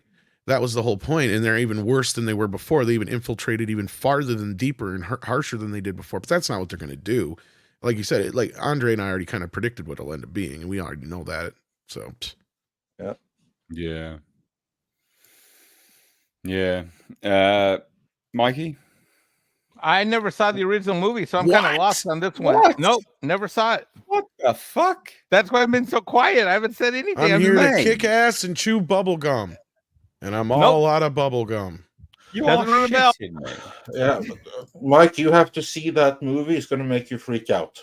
Okay. You will love it. It has one of the greatest fight scenes ever, because it just goes on and and it's two guys who just won't back down. I told you guys, I'm not a YouTuber. See, that's further proof right there. You don't have to be a YouTuber to watch that film. My God. It's a great flick, dude. No, it's a great flick all around. Yeah. It's basically like your invasion type movie, but it's got a really clever twist to it. So I don't even want to spoil much of it. So just check it out. We've already probably spoiled enough talking about it. Yeah, goddamn. Wow, man. You Yeah, you let me down, bro. You let me down. I'm sorry. Hey, wait. How did I'm number one guy when it comes to Disney. Plus, it's got Roddy Piper in it, and he's amazing. But you know what? You should watch it and film your reaction to it as you're watching. Oh, that's true. This is like a total guys movie, Mike. Like, yeah, you love it. You should totally do that. See it and film yourself and share it online with everyone. Do a live stream or something. My Mr. H panelist cinema score just went down. Just keep in mind the first 10 minutes or so is really kind of you're kind of lost for the first few minutes because the opening is one of the worst Carpenter openings for a movie, but then once the movie gets started, it just goes. Yeah. But because at first you're kind of like, what's going on here? Because there's like not much dialogue, and you're just kind of watching Roddy Piper go around and do his thing, and then it starts to pick up, and you kind of get the point of what's going on. But yeah. Nick, you want to chime in on this, bud? I need to rewatch it. I have not seen this movie since I was a kid. But it's a classic. But all if I've said it once, I've said it 1,000 times. All I really gotta say is F Dave Filoni, F Disney Star Wars. It's not even related to this, but it just reminded him of that. He's just like, it works. Just a twitch. No, but in all seriousness, I'm sick of the reboot thing. This movie doesn't need to get. It's a, like the article says, it's a cult classic. It doesn't need a reboot.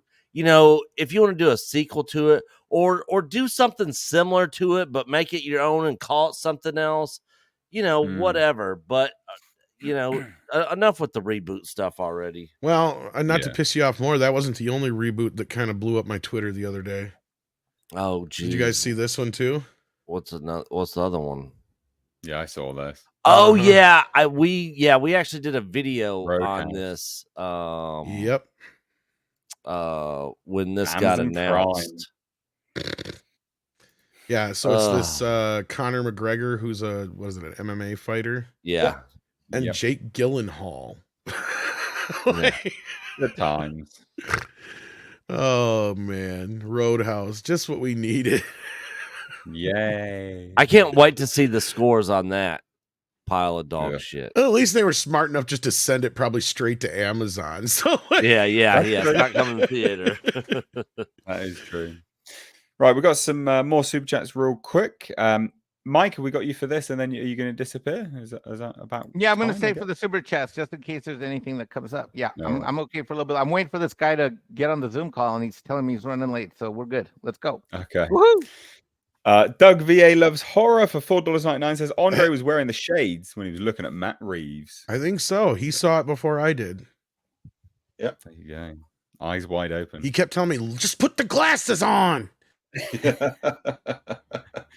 Yep. Gary for £5 says if aliens really did come to Earth and met them, they would say F this and run because they think we're crazy. Yeah. You can't deny. I mean, honestly, going back to what I said earlier, we live in a clown world. We live in a total clown world, Gary. Well, of course, Jasper if the wants aliens off this planet. wanted to take us over, what better way to destroy us from within? Yeah. 100%. Exactly. That's what I was saying. That would be the ultimate sequel, right? Yeah. Gary also dropped in with another £2. Says make a sequel. They still live. That's a good title. It is. Yeah, I like it. With our plot, would be even better. But we know we're going to get they them live. Let's be real. Just don't give them ideas because they're not gonna use them properly. Unfortunately. Right. Are you still, Mike? Are you still here? Are you going? Are we getting? I'm here. Let's rock and roll. All right. New topic, ladies and gents. Tom, you're gonna love this. The Rotten Tomatoes score for Exorcist. I'm going to see this in a little bit. Yeah. Believer's been revealed, and it's amazing. I knew it was going to be that low. Oh, I got the button for that. There you go. 99 reviews. I've had this loaded up ever since before the show, so I'm going to do a refresh, and we'll see live if it's gotten any worse. We'll see live if there's any silly buggers happening with Rotten Tomatoes. It's a universal picture. I don't know. Oh, they got 5 more reviews, but it hasn't budged. It's or got 6 more reviews. 99. 6, yeah. 6 more reviews, and it hasn't changed. Well, anyway, look, 22%. Who'd have thought that? Of course, everyone, because Jesus Christ, why would you make this movie? You're really going to make me want to go see this even more now, aren't you? Yeah, man. Yeah. I'm trying to amp you I'm up. not seeing this crap. Me neither. I am. I've got to watch it tomorrow. Yeah, I'll see it the And first chance I get. I've already got people lambasting me in my old video about this when the trailer released. They're like, "You're just a hater because you don't like the director." Yeah, I don't like the director, but also it still looks like shit. Two things can be true without being linked. Remind me, who's the director here? David Gordon Green. Oh, and I'll tell you what. Did you hear that quote that I posted on Facebook that the original guy took down because it got so much heat over it? Yeah, I did. You saw that, but I don't know if Nate did. I've seen it. You did see it? Okay, so you know what I'm referring to. But say it anyway for anyone out there. Yeah, okay, so this guy who knew William Friedkin wrote this on Facebook, but he took it down. And his name was Ed Whitfield. He goes, William Friedkin once said to me, Ed, the guy who made those new Halloween sequels is about to make one to my movie, The Exorcist. That's right, my signature film is about to be extended by the man who made fucking Pineapple Express. He didn't say fucking there, but he probably did in real life, knowing him. Yeah. He goes, I don't want to be around when that happens, but if there's a spirit world and I can come back, I plan to possess David Gordon Green and make his life a living hell. And I'll tell you what, if William Friedkin could do that, he will. Well, looking at this Rotten Tomatoes score, he appears to already be doing that. Yes. Yeah. Well, let's have a little bit of a breeze through some of these reviews, just for you, Tom. I thought we'd do this just. Should it be noted that just before we get into this, that Universal and Blumhouse are already around $600 million in on this thing, and that's not even including advertising. How? I'll tell you how. They bought the rights for $400 million to make 3 movies, and they've only made 2. Wow. So they've spent, we don't know exactly how much, but somewhere around $200 million on either just the one movie or both. Culture and I haven't been able to figure out which yet. So that means already they're about $600 million in pre-advertising on this thing, and they already had to move because of Taylor Swift. And initially, I thought they were planning on putting this on both Peacock and in theaters at the same time, but I guess they chickened out and it's only in theaters unless they're holding off the Peacock premiere till next week yet again. I haven't been able to find out for sure. Wow. But yeah, so there's no way this movie's making their money back at this point. It's only poised to make about $30 million this weekend. Who thought that was a good idea? I don't know, because that's the thing, is The Exorcist has never been a fucking franchise. Go ahead, Andre. I'm sorry. Yeah, I was about to say that if it opens to 30 million for an Exorcist movie, that should be in the win category. Their problem here, just like with Blade Runner 2049, is that they spent way the F2 money making it. Because, yeah, they acquired it. Like, if they're in 600 million, that means for 2 movies, that means an average negative cost per movie of $300 million. They're never going to make that back. Like this movie, it should have cost 30 million tops. Hell, the 2 of them should have cost 30 million. And we know this for a fact, right, Andre? The opening weekend, that would have been awesome. We know this for a fact because how much did the 2 versions of Exorcist 4 cost?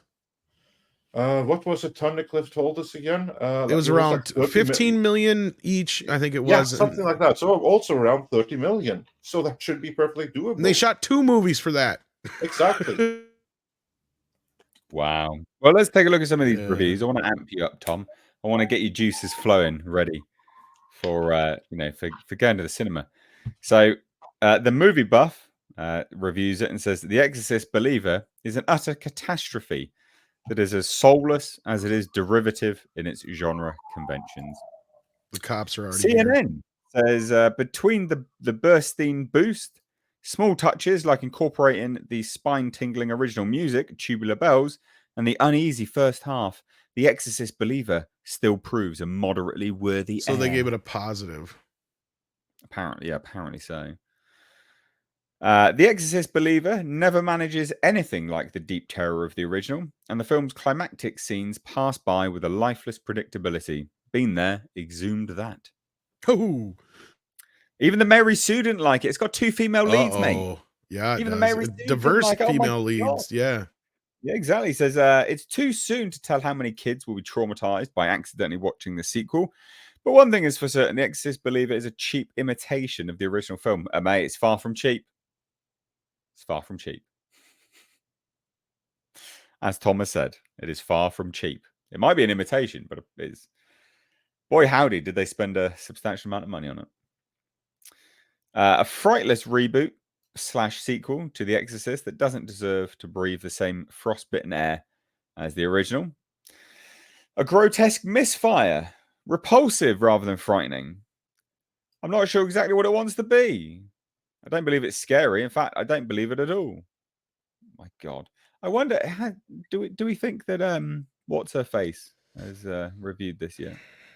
Oh, You know Grace Randolph? You know who. Yeah. I wonder. I bet she hasn't. So she's our favorite movie critic here, ladies and gents. Well, anyway, guys. Well, it's not... Tom, does that make you excited for it? No. Are you amped? No. No? Mate, where's the gusto? Come on. You're not excited at all? And what's sad is I watched the first movie again last night for the second time in a couple weeks here, and I know it's not going to live up anywhere near to that. It still works. It's sure? A movie. Are you sure? I mean, look, Gordon Green, who co-wrote the script, makes a good fist of the inevitable exorcism scenes. Really? You don't, does that sound good? It's not perfect. It's arguably not great. But he gives it a positive. But I found it satisfying and overall pretty damn good. It delivered on the performances, atmosphere, and expected cruelty despite its thin story and clear lack of identity. How on earth is that a positive review? I'm not even sure how they could make a decent one now because so many things that are in the original you could not do anymore. Yeah. They just wouldn't. Like what? Are you serious, Mike? I don't even think I can talk about them. Maybe Mike's not seen it, Tom. Maybe Mike's not seen it. Oh, you know what, Nate? I've seen the extra. Oh my God! Wow. Let's see the crucifixion scene. Wow. Or the crucifix scene, I should say. Your mother sews cocks, and you know. Oh, I see what you mean. I guess you're right. Yeah. Well, yeah. God, Nate just hit me in the nuts with a baseball bat. I'm trying to keep them like more. Yeah, like they would never allow a kid to do that now. First of all, I mean, Linda Blair was like, she went through hell making that movie, but they made sure that she could handle it. Like they sent her through a bunch of tests and shit ahead of time. And she understood flat out that, you know, it was all make believe and all that kind of stuff. But she still got put through a lot, you know, the ringer for that movie. I can't imagine that any of that kind of stuff is going to happen in this film. I mean, we've seen the trailers. I see where it's not it's an expensive imitation, but I feel like that's what it's going to end up being at the end of the day. I mean, yeah. I know somebody who's seen it already. I've asked a few questions about it, but I left most of them alone. The main one being the fate of Regan, because the trailer leaves that kind of ambiguous. And otherwise, you know, like kind of what was the point of Ellen Bernstein even being here? She's like 90 some years old. It would make more sense to have, you know, Linda Blair in this movie, but they didn't even ask her, according to her. So, oh, really? Yeah. And that's why I was curious about her fate, because in the trailer it almost makes it sound like she might have met a bad ending, but I'm not going to give any spoilers away. It did come across like that in the trailer, didn't it? So, well, there you have it, ladies and gents. Tom cannot wait to watch The Exorcist. I'm leaving in a few here. In about half hour, 45. Tom, have you seen the Exorcist TV series? That's the only bit of Exorcist I haven't seen yet. Yeah, because I'm curious, because the filmmaker said that everything that happened before was canon. What I'm curious about is, did they ignore the TV series? Or is that... I'm sure. Because the TV series, which by all accounts is tremendously good. That's what I have heard about it. It serves much the same role. It's a legacy sequel. Yeah, I have no idea. From what I know, this is basically David Gordon Green doing the same thing he did with Halloween to Exorcist. He's ignoring all the other sequels. So I would assume that means the TV show as well. I would also think so, but yeah, you never know. Even though, I mean, most people will tell you Exorcist 3 is one of the best sequels ever made. But I still stand by that The Exorcist is not a franchise, because The Exorcist 3 only works as a sequel mainly just because of the characters and because there is a possession involved. Otherwise, anybody who's seen Exorcist 3 will tell you it is a much different film than the first movie, and for the better. It works better because of it. It's more of a Silence of the Lambs kind of mystery film than it is the Exorcist 1 kind of movie. Yeah. But of course, that also had the original creator of The Exorcist involved, William Peter Blatty, the guy who wrote the book. So that helps. And if you're interested in The Exorcist, ladies and gents, I did a Pazuzu video all about it. Well, about Pazuzu. It was an interesting breakdown. I really enjoyed Pazuzu that. didn't even get named that until the sequel, even though that's technically what it was referred to, I believe, in the book. But yeah. Yeah, well, it's implied because of the Iraq scene. Yeah. I think it's Iraq, if I remember rightly. Yeah. Well, anyway, let's shuffle on to some super chats here. Mike, you're going to need to keep telling me when you got to bug out. Oh, you got cut out of 5 minutes. Well, we'll do these super chats, then you can leave. Yes, sir. To go. And then I'll go. And then when I get time, I'll go watch all the movies that I'm a bad person for not seeing. Yeah. Mr. Nate reviews. Go wipe your eyes, mate. All right, and go watch some movies. So Night King 01 for $9.99 says that Ahsoka fight was half good. The other actress is Dan Inosanto's daughter, the man who taught Bruce Lee nunchucks. She is a legit martial artist, which is why she has to slow down for Rosario Dawson. I hated that fight scene, quite frankly. Rosario Dawson looks awful with lightsabers. She looks very like cack-handed. Doesn't look like she. And why didn't they give her a fighting double? Well, yeah, if they gave her a double, they've given her a terrible double, because the posture on Ahsoka, whether it's Rosario Dawson or a double, is horrendous. Her scapula, her shoulder blades are so rounded. She has awful posture. A swordsman wouldn't stand like that. They have to stand, proud chest, scapula retracted, depressed, etc., to have an actual, power stance. She's all like, that's awful. Nick, you want to jump in on this one at all? No, I mean, what they're saying is 100% true. That's she's actually Bruce Lee's goddaughter. Yeah, but that aside, it didn't make the show any better. Didn't make her role any better. I like Rosario Dawson as an actress, and I'm fine with her as Ahsoka because I don't have any. I didn't watch all Clone Wars. I don't have a connection to the character. I know a lot of people just do not like her in that role. To me, it's whatever. It doesn't matter to me either way. But yeah, she just the sword fighting and stuff with her just it wasn't that good. It was really slow. It would be better, if they just filmed it at their own pace and then just hit the fast forward button during that scene. You can do that and make it look, faster, in post-production. Yeah. Even add a bit of motion. Well, and that's where I say you get a body double. You don't use the original actor if you got to slow down your other stunt person. That makes absolutely no sense. Terrible. And it did look terrible. So. And it's not like you'd even have to really do that much face replacement. She's in a bunch of orange makeup and shit. Well, you barely see her face in that. That's what I mean. So they literally wouldn't have had to do any of it. They literally wouldn't have to replace the face because you don't see her face in that fight scene. It's quite stupid. It's quite a wide angle shot, to be honest. It's fucking abysmal. Yeah, you can't always expect every actor to be able to fight. That's why you don't get a lot of stunt people to act, right? It's just the way it works. Yeah. They know how to make certain things look good on camera, and same thing the other way around. I mean, every time I see or talk about that scene, I just think to myself, F Dave Filoni, F Disney, Star Wars. Nate, you missed my reenactment of Ahsoka doing lightsabers when she was going like this. I think that's amazing. Yeah, I think you nailed it. Yeah, it was like she was at a rave. I saw a clip from it, and I didn't actually I saw a clip from it, and I didn't actually watch the show, but I noticed that was it Sabine or whoever it was she was fighting had like a green lightsaber that had like the trails of It's not going. Sabine. Yeah, that's the actual martial artist that was fighting. Okay, so whoever it was, I like the whole thing that stuck out to me though is just like, are they really commenting on Zack Snyder's fucking Star Wars ripoff with that? Because Why? do you know what I'm talking about? Because Why I does saw that. every That's the first stream I thing I come thought on, about.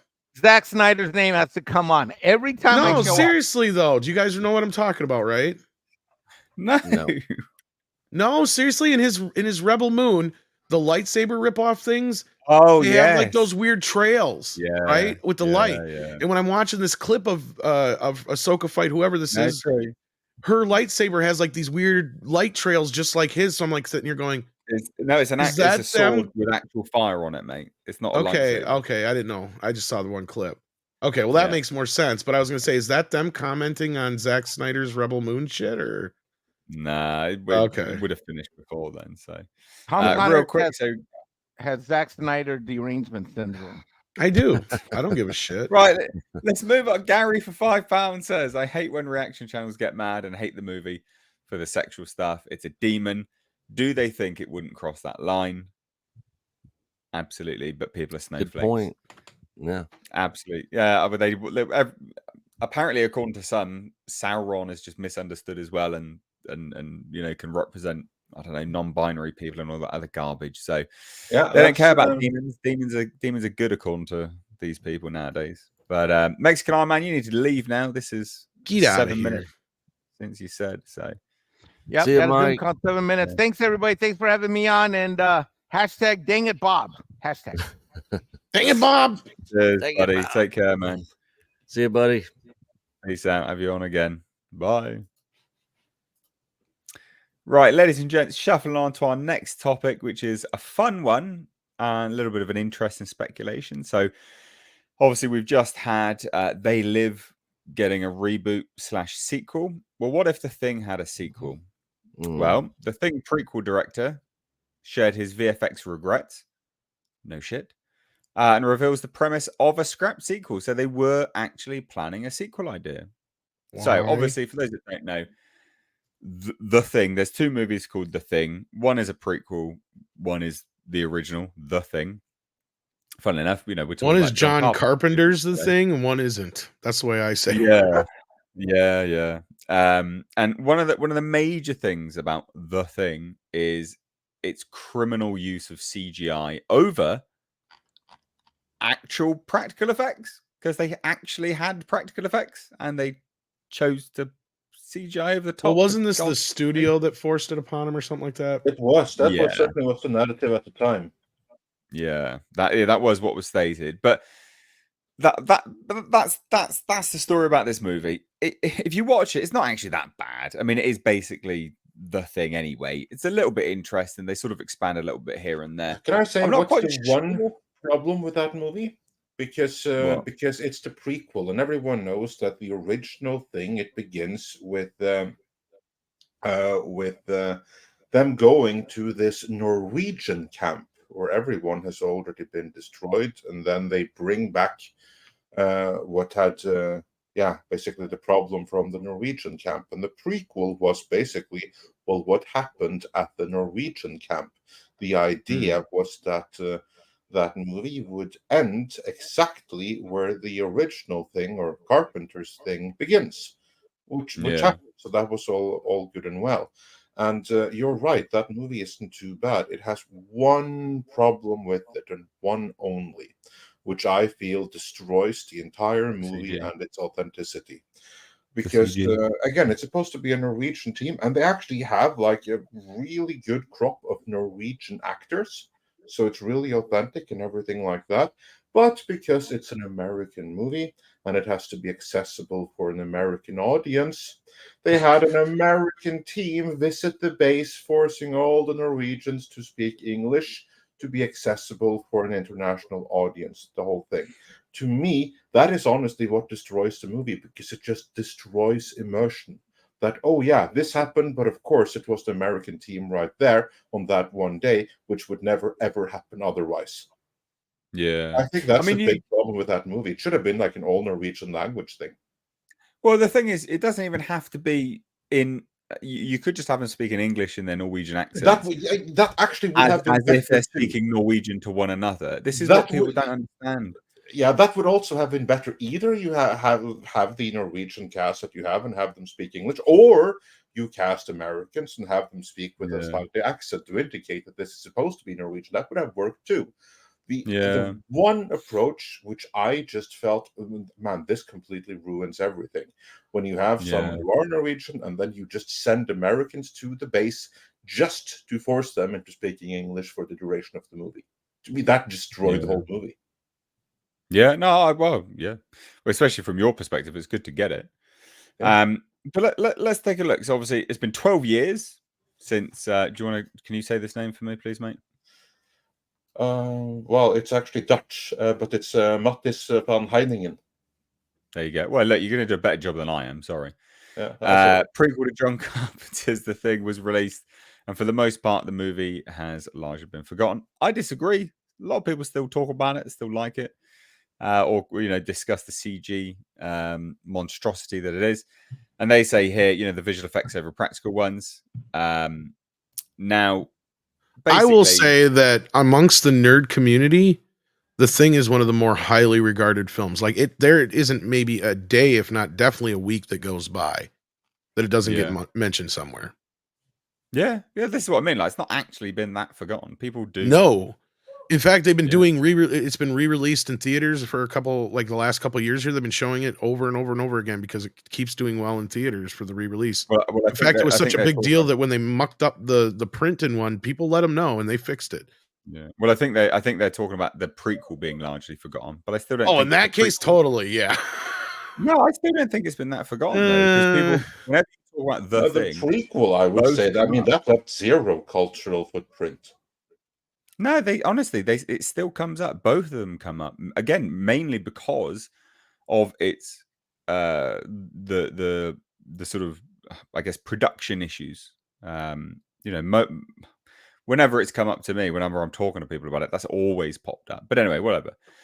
Talking to Sci-Fi Wire, the director shared new details about where he would have hoped to take the sequel, which is interesting. So they said, we fantasized about a sequel. Kate would escape and would be picked up at sea. So the prequel would have a sequel that's not related to the sequel already. That doesn't make sense. But anyway, and tries to warn the world at an oil platform near the South Pole. The monster would break loose on the rig. I liked the oil rig mayhem idea. Look, that's a good idea, but how does that align to the first one? What?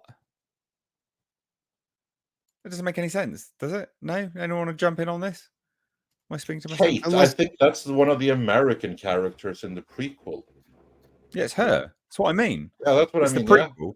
Yeah. But the sequel to the prequel. So it'd be kind of like a spin-off kind of thing, I guess. Something that takes place at the exact same time as the original movie with Kurt Russell.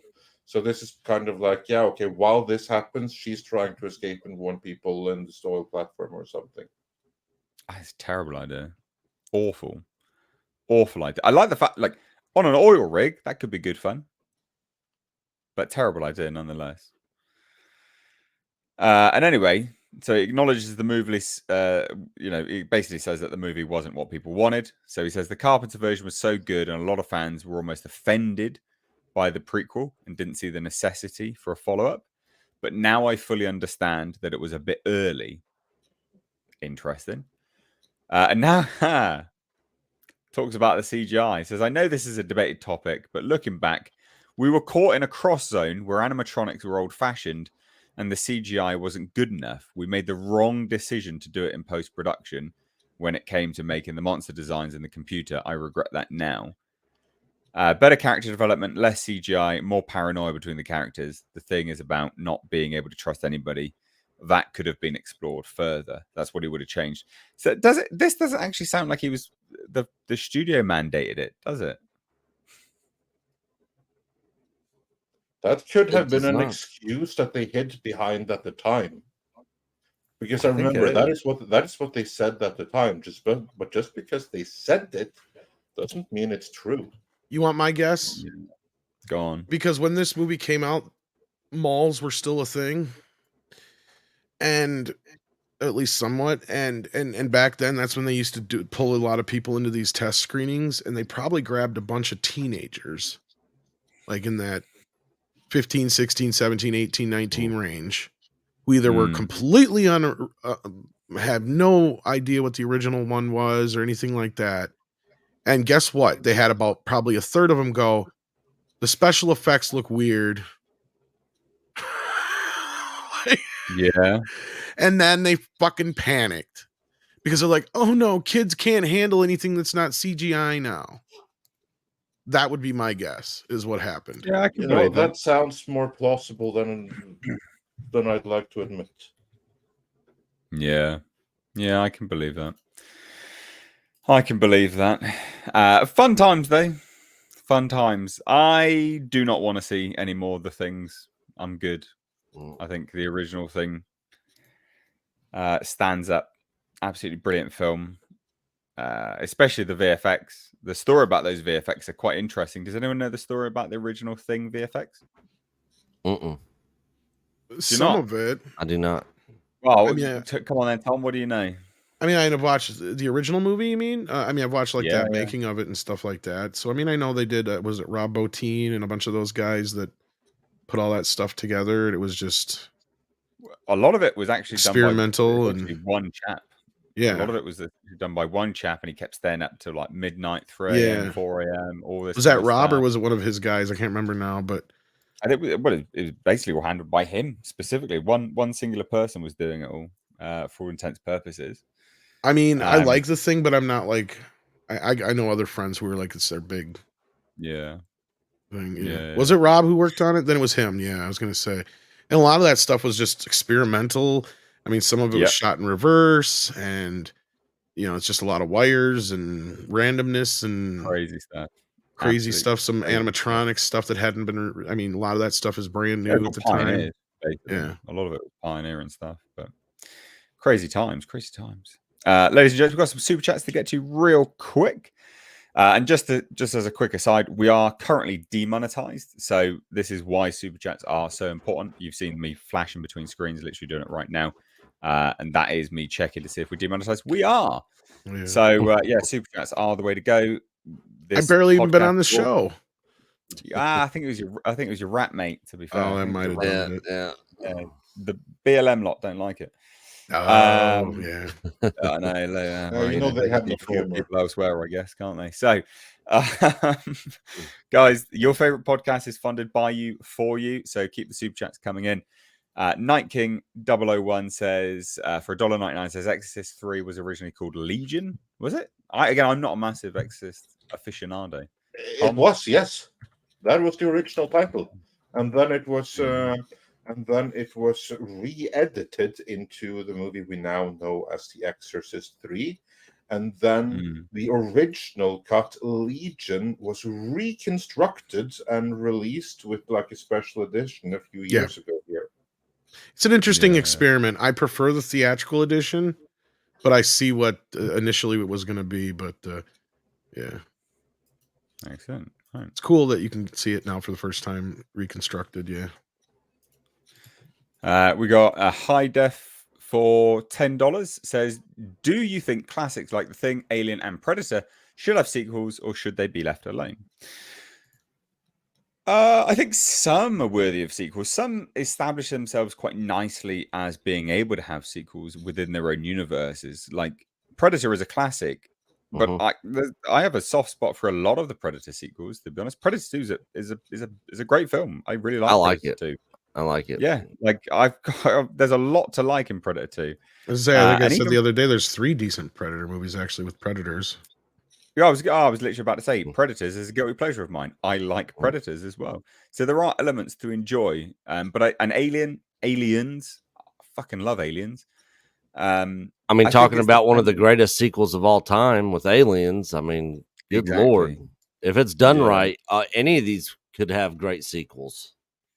Yeah, I think it has to establish itself in universe as being open. The problem is some movies close off the universe and it's a one and done story and it, you know, there's no possibility of a sequel just because of how a narrative's gone.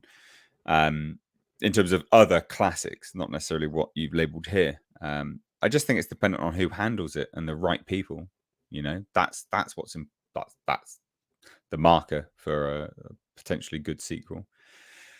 Anything, Andre, Tom, further to add? Go ahead, Andre. Yeah, no, I was just going to say, I think that I agree with you. As long as there is a door open, I love legacy sequels, because that means you don't necessarily just have to redo the same idea, which happens if you do a sequel too quickly without having planned it. You can have like a better story in mind. You can follow it up when the characters are more mature, a different place of in their life. I mean, Rambo, Cobra Kai, these are amazing legacy sequels. So in principle, I love legacy sequels. Yep. You just have to do them right. And as you said, the door has to be open. Case in point, the Terminator franchise. There's 2 movies and a trilogy of failed trilogy starters. And they all failed, I submit, because the door wasn't open. True. Yeah, I'll give you that. I will give you that. Yeah, I agree with that. And the only thing I can really add or subtract is just that they all have potential.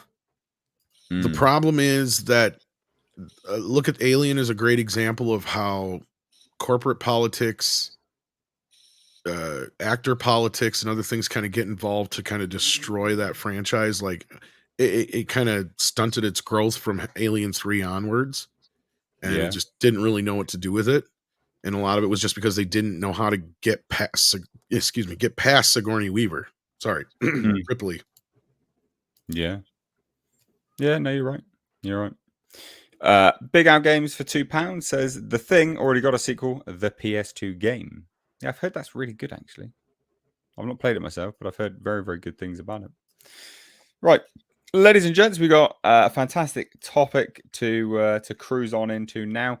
Marvel's Blade is never happening, seriously. It's going through another rewrite, apparently. Another rewrite.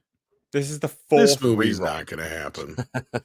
This is one of the earliest things I remember reporting on, getting a scoop on, because they were going to do this, 5 years ago it was now? At least 4. Whenever they announced it is when they just kind of just, because the whole thing going on in the background was, the quick skinny of it was, they were going to have Wesley Snipes involved. He wanted to play Blade. They didn't want him to play Blade. They wanted him to play the Whistler role. He didn't want to do that.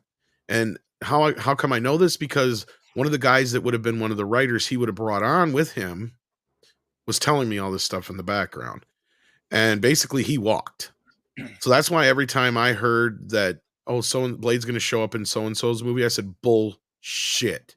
Because Wesley Snipes told him to go fucking piss up a rope. Because he wants to play Blade. Right? That's all he wanted. He loved Blade. It's his favorite character he ever played. And when they told him he wasn't going to play Blade, he's like, fuck you. And what the biggest fuck you to him was, and this is how I know I believe it, because the next day, after he's telling me all this shit, you can almost time it, go back and look at the Midnight's Edge in the mornings or whatever it was we talked about it on. The next day is when they announced Marasha Ali was going to play the role. So that tells me they already had in mind that they were going to have this other guy play Blade all along. That's why they weren't going to let Wesley take the role on. So anyway, ever since then, they've been going through rewrite and rewrite. I believe this is the 3rd or 4th rewrite now. I lost count. And also, that's like the 3rd or 4th rewrite that we know of. I assure you there's going to be far more than that uncredited behind the scenes. This is just like something big that gets out. Most of these rewrites we'll never hear about. And I kind of knew from the idea of what this guy was telling me was that they were already looking back then to basically it's going to be a passing of the torch movie anyway. The Blade's daughter straight away. Yep. Yeah. Which is why not just have Wesley Snipes do it then anyway. Sorry. No, you're right. Well, that's what I was about to go on to, right? Like their argument for what's sort of been populated around is, well, Wesley Snipes is too old, so we've got Mahershala Ali. Look, Mahershala Ali's going to be well old by the time this film gets made. He's only a few years younger than Snipes, actually. He's not that much younger. And Snipes looks damn good for his age. Yeah. Have you seen him in some of his recent films at all, or? No, I've not seen what he's like nowadays, to be fair. Yeah, he's pretty fit still. Yeah, I can believe that. I mean, he was a martial artist, wasn't he? So, you know, I can believe all of that. But yeah, what an absolute, like, this movie's not hard to get right. Like, a Blade movie's not hard to get right. A Blade movie, and this is why I believe in those rumors that it's going to be passed the torch to the daughter. A Blade movie that passes the torch immediately to the daughter is hard to get right without pissing everyone off. So I can believe that that's where they want to go with it. I can absolutely believe it. This movie, not difficult. Should have been made by now. It's really not difficult. Why? How do you keep messing this up? Because do you remember there was the first. One of the first leaks we got about this film was, it's like an 80-page script with like, was it 2 or 3 lackluster fights in it? Anyone remember this? I do not. No, Tom. I don't know whether you heard about this or not. And which one? The script? Oh yeah, that there was like nothing in it. It was really boring. It was about 80 page. There was about an 80-page long script, and there was about 3 fights. Yeah, it was boring as hell. Yeah. Like, what? Whoever thought that was going to be a good idea? Yeah. This is Wesley Snipes in Coming to America. Jesus Christ. This is like, yeah. See, he still looks almost exactly like he did back in the day. He's a little older, but That's a hilarious picture. Was it he in one of the Expendables sequels? Yeah, not too long ago, but like 5 years ago. But yeah, he was pretty jacked in that still too. Like I said, if anything, he looks like he's lost some weight from more of the recent pictures I've seen of him, but he still looks pretty good. Yeah, this movie's never getting made. This movie, and if it does, it might as well have not been made, because this is going to bomb. Because this is not going to be R-rated either, is it? Like, let's be honest here. This isn't going to be an R-rated movie. It can't be. Nope, not for the MCU. No. Well, that is where they want to take it, isn't it? That's what they want to do. MC. What was the rumor about the Eternals? That Kit Harington guy. He was in it and then he wasn't, or something like that. Was that right? That was part of it. That was part of one of the rewrites. You're gonna have what was the character's name? Black Swordsman or something like that. No, that's Berserk, but it is Black Knight or something. Black Knight. Yeah, fucking, because it was basically gonna be a follow-up to Eternals. With the character. Yeah, I have no idea, but it was because it was Mahershala's voice that was at the end of the Eternals, so it was teasing them interacting with one another. But apparently that's now not. That was cut out of it or something like that. Oh my god, it's such a mess, absolute mess. And that's part of the issue. That's why they're struggling to get this right, because they're trying to connect it to everything else, and it doesn't really work very well. So. Jokers, absolute jokers. I guess odds of this movie coming out, over or under? He hasn't even showed up in the other parts that he was supposed to show up to set him up for this movie, so my guess is very much less likelier than even it was 2 years ago now. Like, we're getting to the point where, like you said, Mahershala Ali's going to be collecting Social Security by the time this movie comes out. Yeah. Andre, odds of it getting made, chap. What do you reckon? 5%. Oh, 5%. Well, how do we reckon they'll cancel it though? Do you reckon just not? It's just not happening. Okay. When I say 5% chance it's getting made, that means it's a 95% chance it's getting cancelled. Is my thoughts on that. But there's a non-zero chance that it's going to get made. But if I were a betting man, I'd put my money on it's not getting made. Yeah, I agree. I think 4 rewrites implies, there's some serious fucking problems behind closed doors with that movie. It will probably never officially be announced. It'll just be one of those, well, we're still working on it. We're hashing out details, whatever. And like they'll just leave it at that. That's usually the way, though. You never announce when a movie doesn't happen. It just goes away, and you never hear from it again. Yep. That is the usual way. Only very, very seldom is it announced. And remember, when it's announced, it's not actually announced. The studio, I don't think, has ever sent out a press release saying, "We hereby officially announce that this movie is not happening." No. What happens is that you read about it in some kind of trade because it's leaked from the studio, but it's not like announced. That never happens. Yeah. Oh dear. And with that, I do need to start moseying on the door. Yeah, the power of Christ well, compels me. Apparently, yeah. Well, I hope you don't hate yourself too much for watching Exorcist. Well, like I said, I did myself a dirty by rewatching the original last night. Yeah, you have. Yeah. Spoiled yourself, mate. And you're gonna It was even, at least it was the version you've never seen. So I was like, whatever. Yeah, the version you've never seen, aka the only version 3 generations now have ever seen. You know what's sad is the last half of that movie is perfect. It's just the first half that I don't like all the additions to. Okay. Yeah, basically past the spider walk, cut the extended cut onto the end of the original film. It's perfect because what you need is what Blatty wanted in there, and that is the break in the exorcism, and that's where they have the discussion when he's asking Marin, why us, and he's like, it's so we question our faith, or why God could, or that God could ever love us and stuff like that. And then at the very, very, very end, there's that little tag at the end where you have Kinderman the cop meeting up with the other priest, and a new friendship is blossoming there that was there before, now that Father Karras had died or whatever, so like that's the only two bits that I think really bring the movie up just a little bit extra. But otherwise, all that other shit in the beginning, don't need it. Don't need the spider walk. Don't need the faces flashing and the extra jump scares and crap. It's pointless. Yeah. All right, well, Tom, enjoy it. Wish me luck. Have fun. I'll try. Enjoy. Peace out, buddy. And we will talk about it as soon as I get back. The link is in the private chat here if you guys share it after we're done. Or you guys. Yeah, we'll do. Yeah. So all right, mate. All right, take care, kids. See you, Tom. All right, buddy. Take care. I'm off to see a family film. In God's name, Tom, we cast you out. We cast you out.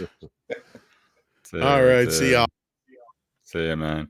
For those that want to know, so just sharing in the live chat right now is apparently where Tom will be chit-chatting about this. So click that and then set a reminder for yourself. Real quick, Phil says, am I giving away laptops? Nope. Not quite sure what that is. I'm sure that's probably a scam. I can imagine that's someone in your comments that is like saying, hey, you won this. Join me on my Telegram. Yeah. And it's always a scam. Yeah. I've done keywords. I've done keyword blocks for like a few things that they were doing before. So this will be a new one that I've got to try and check out. So no, I'm not giving away any laptops. No, I don't do giveaways. I just don't. I do giveaways if I'm pairing up with a company, but that's with a company. So it would be a video that is announced. I'm never going to be in the comments talking to people like that. It's just, that's weird. So no, don't worry about it. Don't click on anything. Nah. Unless it's got a little, they might not have it, or they might have it, but basically an official YouTube channel account will have a little tick next to it. I think that's right, isn't it? A little tick next to it. So unless it's got that, then it's not me. But also, it's not me because I don't do stuff like that. Basically, I know. Boo! I don't give away laptops. Sorry, I need to buy a new microphone, so I'm not going to give away a laptop. And with that, ladies and gents, we're going to round this out. Nick, what have you got going on, bro? Tell everyone. Chill stream tonight, doing a deep breakdown on Ahsoka, new direction of the channel, all that sort of stuff. And that's pretty much it tonight. Of course, our Saturday night live stream every Saturday night at 7. We did hit our goal. I ordered a new computer, so I'll be back on camera. I'll be back making content for for both channels, all that good stuff. So and it'll be on camera here, guys. Yep. Well, except for Tuesdays, because I'll literally be working. I know. And multitasking. But on Thursdays I will be. But yeah, that's pretty much about it. There you go. F Dave Filoni, F Disney Star Wars. Andre, what you got going on, bud? Well, speaking of Dave Filoni and Disney Star Wars, we're working on a massive post-mortem on Ahsoka right now. Well, that's going to be a real hoot. So, and we also are working on a video on James Gunn's new plans for DC, which appears to be the Peacemaker extended universe. Yeah, I saw that. Definitely looking forward to the Dave Filoni video. Yeah, that'd be interesting. That should be fun. And yeah. Nick, I think that you need to make an even more noise that you are completely rebranding Echo Base because you're fed up with Star Wars. I mean, that's a powerful statement right there. That's like, we're done. We are. If I had known when I finished recording of the video, I would have included that in there. Yeah, it's a big change. We've already removed all imagery of anything Star Wars related from the channel, from our social media pages, everything. Like everything's changing. I mean, we'll still talk about Star Wars stuff if it's a breaking news or something like that. And we'll always have love for George Lucas, OG Star Wars. But we're not dedicating our channel to Star Wars content anymore. We're done with it.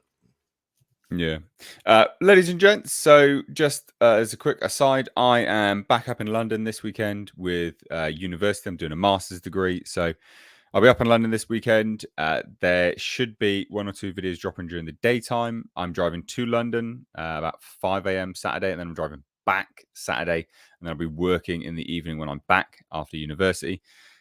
So there'll be a bit of a disjointedness this weekend because I haven't had time to prep anything. But there will be some things which I'm going to smash out tomorrow, ready to go. But that's both Saturday and Sunday. Sunday night, I may be too tired to do a chill stream, but I'm hoping that I will still manage to get it done. It may be a little bit later than the 9 p.m. Chill stream, which is actually about this time. So we have really low turnout for those chill streams. So please do come. Everyone that attends this, please do come on over on a Sunday. About this time is when I am streaming. It's just myself. It's a bit of a different format, but please do check that out. But just as a quick one, videos will be a bit disjointed across the weekend because unfortunately I'm a little bit busy doing a master's degree. But thank you so much for joining. Do appreciate it. Ladies and gents, thank you so much. From me and everyone else, take care. Bye-bye now. Bye, guys. Take care.